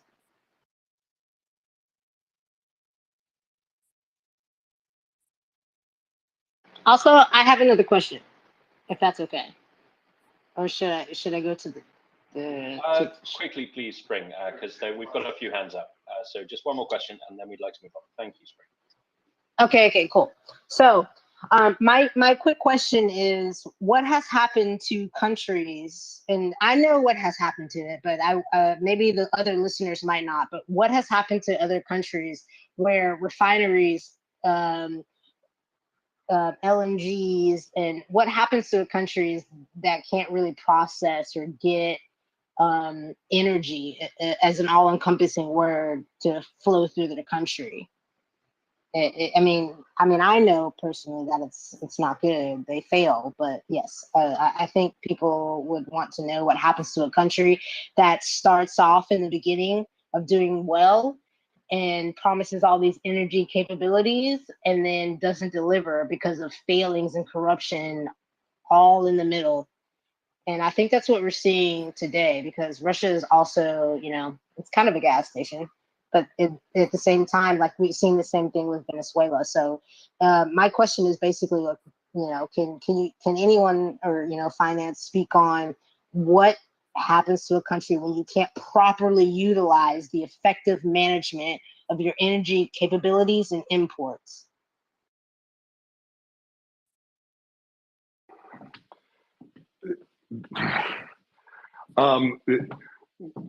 If you want to look at what happens when you can't properly manage your country, Camille Galieve has an amazing thread on import substitution in Russia and sort of how their economy is breaking down because they don't have the heavy end machine parts they need to run their factories. They're able to make more energy because they export so much energy compared to what they need. And here in the West, we actually have systems where people, are actually capitalists and will just switch how we use energy. So like here in Estonia, it's pretty rough. Like energy prices for 1 month were up 20 times from where they were last year. That's not a misnomer. That's literally what they went to. But hopefully they're coming back down now that natural gas prices are going down. And like a sensible country, Estonia is looking to build some nuclear power plants so this doesn't happen to them in the future, because they are people who are aware that like the way you deal with these ridiculous going-ons in the marketplace is you make sure they don't happen in the future. And they also view this as the price of freedom. They hate Russia as a country more than anyone but Ukraine right now, which is why they're the country that's spending the most per GDP in Ukraine. I'd also like to say hello, CJ. Looking forward to hearing more about military goings-on in Ukraine. Well, yeah, finance. I can tell you what's definitely not going on in a little bit. I think you missed yesterday. That was quite the ride. Fantastic. Thank you, CJ. Just before we move on, we have two hands up. Let's go Nina and then Paulie. Then let's talk about military stuff with the inimitable CJ. Nina. Thank you, Tim. Actually, I have a question to Daniel. Because you talked about something that I had no idea what you were talking, and it was something about. We don't have Daniel anymore. Oh. If it's about Transylvania, it's Hungarians trying to do some irredentism and split off Transylvania. It isn't actually happening. It's just nonsense propaganda that's riling Romanians up, and it's not actually a thing. So. Okay, if that's what you want to talk about. Yeah, okay, but let me just finish my thing, because I will drop down in a moment. I just heard him like having like a I don't know what the feeling was, anxiety or something, and agitation. I just wanted to. Okay, so I wanted to anger. Yes, I would have wanted to talk with him a little bit, but that's fine. Okay, so I will just drop myself down as a listener, because I'm going to bicycle now, and I'm listening. So thank you. And excellent. Thank you, Nina. It's not actually a thing. He's frustrated with people trying to make it a thing, but it's not actually a thing, so it's okay. And if you want to talk to Daniel is a speaker here. No, I don't. There's been a glitch where people have been seeing phantom speakers for the last few days. I had the same problem yesterday. Maybe I hallucinate. I don't know. No. It's your Twitter app being the problem. Okay. So when you drop, if you leave the space, quit the app, come back, you will no longer see him as speaker. Okay. Yes, I will. And thank you so much. And I will listen because I want to hear what CJ has to say. Absolutely. Okay. Thank you, Nina. Moi. Pauli. All right. Yeah, I think there was a general question regarding the security and stability of the Baltic Sea, and to shortly answer, I think I have not seen this for the last 80 years. I haven't seen a situation where the Baltic Sea would be more stable. Now that the UK and US are visiting Baltic Sea frequently, and they have given Sweden and Finland the security guarantees, I think the Baltic Sea is currently an internal sea. And if there's any concerns, I think Russia is the party that should have concerns on their well-being at the Baltic Sea, not the other way around. And then regarding the eastern border in Finland, it's basically wide open now because almost all the barracks are empty, and you know basically what has happened to the eastern regiments. From Murmansk to the Karelian Isthmus, they are now 200s or 300s in northern Ukraine. So I don't see any security concerns. All right, thank you. Exactly, thank you, Pauli. Let's really highlight this, right? All of these military bases on the border of Estonia and Finland, from Alakurti down, they've been pretty much emptied by the Russians because they needed everyone in Ukraine. This is how afraid they are of NATO. They actually completely emptied all of their garrisons on NATO and soon to be NATO borders. That's the real fear. Definitely not putting themselves to a lie there. Definitely not. Very good. Thank you, Pauli. CJ, right. So what happened and didn't happen? Did you break the internet for no good reason? Well, I maybe got someone fired from the U.S. Army, so that's always a good thing. But we did break as the long internet. as it's not yourself. Well, as long as it's not myself. So as everyone, as it seemed like everyone, because I got a million angry DMs about it yesterday, saw and edited, although no one could provide any evidence of the editing until after the fact, which is interesting. So it was a pretty good edit job, I guess. There was a picture that Ukrainians posted in a couple different places that said, apparently they had Abrams tanks, which is the most, not just Abrams, but the most modern Abrams tanks that the U.S. has to offer somehow, which I thought was pretty eye-catching. So I shared it, hoping to maybe get some answers as well, because we know, as you know, during the Ramstein 5 meeting, when asked about this very topic, both Secretary Austin and General Milley said that it was being worked on. And then, of course, the Ukrainian counterparts said that they would expect to receive them in the near future. So this is something that was being worked on, but it appeared at first as if it was, a couple months ahead of schedule. And so I posted, I got all of military Twitter angry at me, which was good because people aren't really paying close attention to either the war or these people's comments that are saying this thing is coming. They thought they don't really even know they have HIMARS, so they're a little bit behind, but that's okay. That's why if you're on the MriyaReport, you're never behind like that.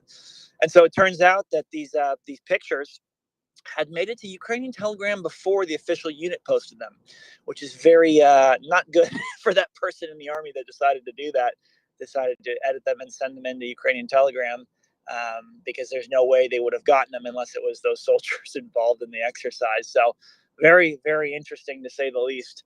At the end of the day, I can say I am happy that it's still making the rounds on Russian Telegram, with them very nervously telling each other that, of course, this isn't real. Don't worry. We don't have to worry about tanks, which is also kind of embarrassing, too, because at the end of the day, they're getting their ass kicked by T-64s, which are, 30, 40, 50 years older than their tanks that they have now. So really, I would say great job, fellas. Mission accomplished one way or another. But there are no Abrams in Ukraine yet. However, they are training in Poland for that very end eventually. Well, that's both disappointing and good to hear, right? It's good to hear that Ukraine, even without modern Western tanks, is doing a wonderful job using their tanks. Question for you, CJ. There's been some speculation going around on the basis of a statement from the press spokeswoman. There we go. Of Operational Command South, Natalia Humaniuk, that Russians in and around Kherson on the right bank of the Dnipro are trying to surrender. Do you know anything more about that? Any idea on what the scale of this might be, or what the significance of that might be? I think it's good noting that Operational Command South tends to operate very much purely in facts and doesn't really engage in rumors, right? So that's a pretty big deal. So we'll go with 2 rumors and a possibility and also a truth here. There's a bunch of information flowing. So what we do know is, according to satellite imagery, some positions have been withdrawn back, right? So specifically the DNR positions, the forcibly conscripted and others that were holding onto the northern sector of the line, which was the most overstretched. According to, again, satellite imagery, they had pulled back 5-10 kilometers. And then a post went around, I think, Polish Twitter yesterday, claiming that the whole front was getting a bit smaller in terms of the fact that Russians pretty much across the board were going to pull back 5 to 10 kilometers to try and reshape their lines, because although Ukraine hasn't had a gigantic breakthrough there, they've definitely penetrated in 2 or 3 areas up to 10 kilometers. And so if they didn't pull back at least that far, basically they would be trapped in pockets. So that seemed to all check out, both the rumor that they were pulling back and then the imagery showing that they had abandoned some positions. And then, of course, we've heard through the rumor sphere that they're trying to work out a surrender. I tend to think that might be not true. I mean, who am I to say, though, for certain? I guess my thought would be, there's still a way out of Kherson, right? It's either swimming or really, using ferries across the river. There's no sense yet that Ukraine is going to, do a gigantic 50-kilometer breakthrough like they did in Kharkiv. The terrain just doesn't support it necessarily due to the minefields and defensive positions. So for me, if basically the Russians weren't going to really surrender in mass in Kharkiv, there's really no reason why they would do it in Kherson while they still can swim or at least get on a ferry back. Although I will say, interestingly enough, you saw a special Kherson cat post about the new strikes on the Antonovsky Bridge. So whatever kind of ferries are operating or whatever light vehicles are going across the Antonovsky, I mean, it's still being targeted. So, I mean, the best case solution, of course, for this specific battle would be a mass surrender, because it would avoid a lot of casualties. But it's a gigantic front, and, Ukraine is still pretty far from the river in most parts. So I guess I would be very surprised if Russia surrendered here and not in other places. There were also notes that they're shortening the front, right, to be able to use artillery from the left bank to hit the front positions on the right bank. What do you think of that solution, if that is indeed what the Russians are intending to do, CJ? How practicable, workable is it? Yeah, no, so I think it is. Well, I thought it was practical. I mean, obviously the best military solution to most people seem to be they just need to withdraw across the river and start fortifying, because then it would be very difficult for Ukraine to cross. However, it's not very practical because Ukraine has HIMARS and M270s in that region. And so what that means is every time that Russia tries to bring up military formations to Novakovka, which is, one of the main operating bases funneling troops on across the river, they get hit with HIMARS, and that includes their artillery, their air defense. So there really doesn't seem to be a very safe place for Russia to mass forces on either side of the river, which makes me think that solution is less viable by the day.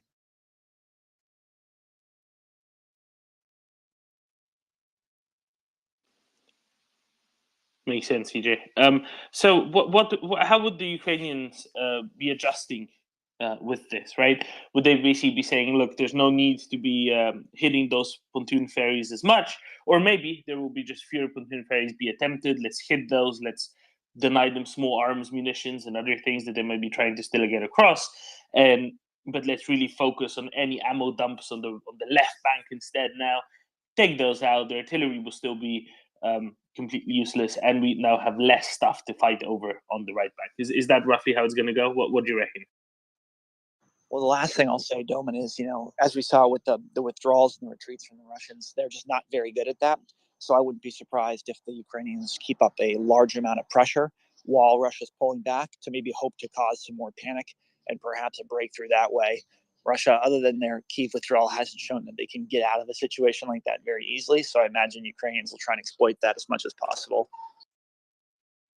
And CJ, is this not the perfect time when Russian troops on the right bank of the Dnieper and Kherson are so concentrated to start employing those. Oh, now CJ left. To start employing those alternate M30 munitions, M30A2 or whatever they're called, with all those tungsten balls in them, because you have such a concentration of Russian troops and armor in such a small area. No, there's only so many grid squares that they need to take out.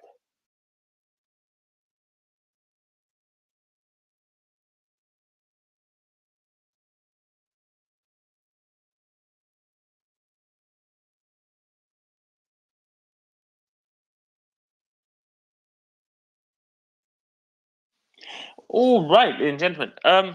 It is that time of day, is it not, Tim? What time of day is it? Is it that time of day when we hear from notable bureaucracies in the United Kingdom? I believe it is. It's time for us to talk about what Whitehall has been releasing. And since it's a Monday, Tim, what does that mean? That means we have 3 updates for you. Don't we have 4? Did you do the Friday one? I don't think you did. Oh, I may not have done. I don't think you did. I think you were busy on Friday. And I think we have 4 updates to work through. All right. Okay. Before we go into that, I just have a minor announcement to make. So we were supposed to be joined by General Ben Hodges at 1 p.m. Eastern today. That is 8 p.m. Kiev time. There's a slight change of time, only by 1 hour later. That will be out on the MriyaReport account shortly, as I managed to type it. So 1 hour later, 2 p.m. Eastern. That's 9 p.m. Kiev. Just so that you know. Tim, carry on with the updates, and I'll rectify the time situation in the meantime. Absolutely. So I'm going to start with Saturday because Friday doesn't really tell us anything we didn't know already and have not discussed at enormous length. But starting on Saturday, the 10th of September, UK Defence Intelligence, which is part of the Ministry of Defence, releases daily snippets on military topics relating to the Russian aggression in Ukraine. They're usually fairly high level, but nonetheless are, shall we say, come from the very best sources of information available to people publicly. So we know we can have a degree of confidence in what is said here. Now, the update from UK Defence Intelligence on the 10th of September, which was Saturday, Ukrainian forces launched an offensive operation in the south of Kharkiv Oblast on the 6th of September 2022. That'll come as no surprise to anyone here. Lead elements have advanced up to 50 kilometers into previously Russian-held territory. Now, I believe the advance has become a lot more significant than that, has it not, Dermot? Tim, I'm writing. I have no idea what you're saying. Oh, sorry. I beg your pardon. I beg your pardon. So as of Saturday, they had advanced 50 kilometers into Russian territory. Oh, no, not Russian. Russian-controlled territory. I beg your pardon. Russian-held territory. Yeah. So that was not quite to Kupiansk yet, and look where we're now. Absolutely, absolutely. So on Saturday, it was reported that Russian forces were taken by surprise. The sector was only lightly held, and Ukrainian units captured or surrounded several towns, now including Kupiansk. A Russian force around Izium is likely increasingly isolated. As we know, they have now taken Izium. Ukrainian units are now threatening the town of Kupiansk. They've now taken it. Sorry, this is hopelessly outdated. So much has changed in the last couple of days. I'm just going to move on to yesterday's update. Okay, so yesterday, the 11th of September, over the last 24 hours, Ukrainian forces have continued to make significant gains in the Kharkov region. Russia has withdrawn units from the area, but fighting continues around the strategically important cities of Kupiansk and Izium, which were taken, as we now know. President Putin said on the 7th of September that only 60,000 tons of the grain exported to Ukraine since August had been sent to developing countries, and that the majority had been delivered to EU states. However, this is not true. Putin's claim, says the MOD, according to the figures from the United Nations, around 30% of the grain has been supplied to low and middle income countries in Africa, the Middle East, and Asia. Tim, Um, may I interrupt you? I have some breaking news. Joe, yes, of course, please do. Welcome up, my friend. Welcome up. God save the king. God save the king. Should I wait for that person, or can Yehuda speak? The king's not coming up, so you may as well speak.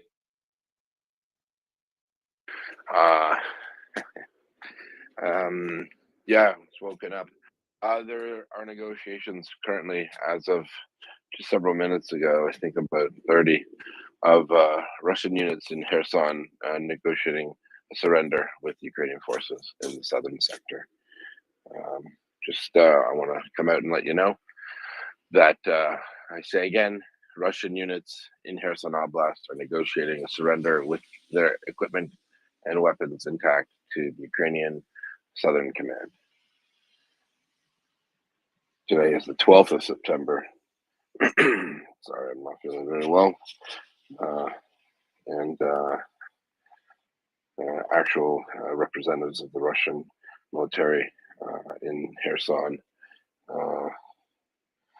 One moment. Sorry, I have to interrupt you to tell you that.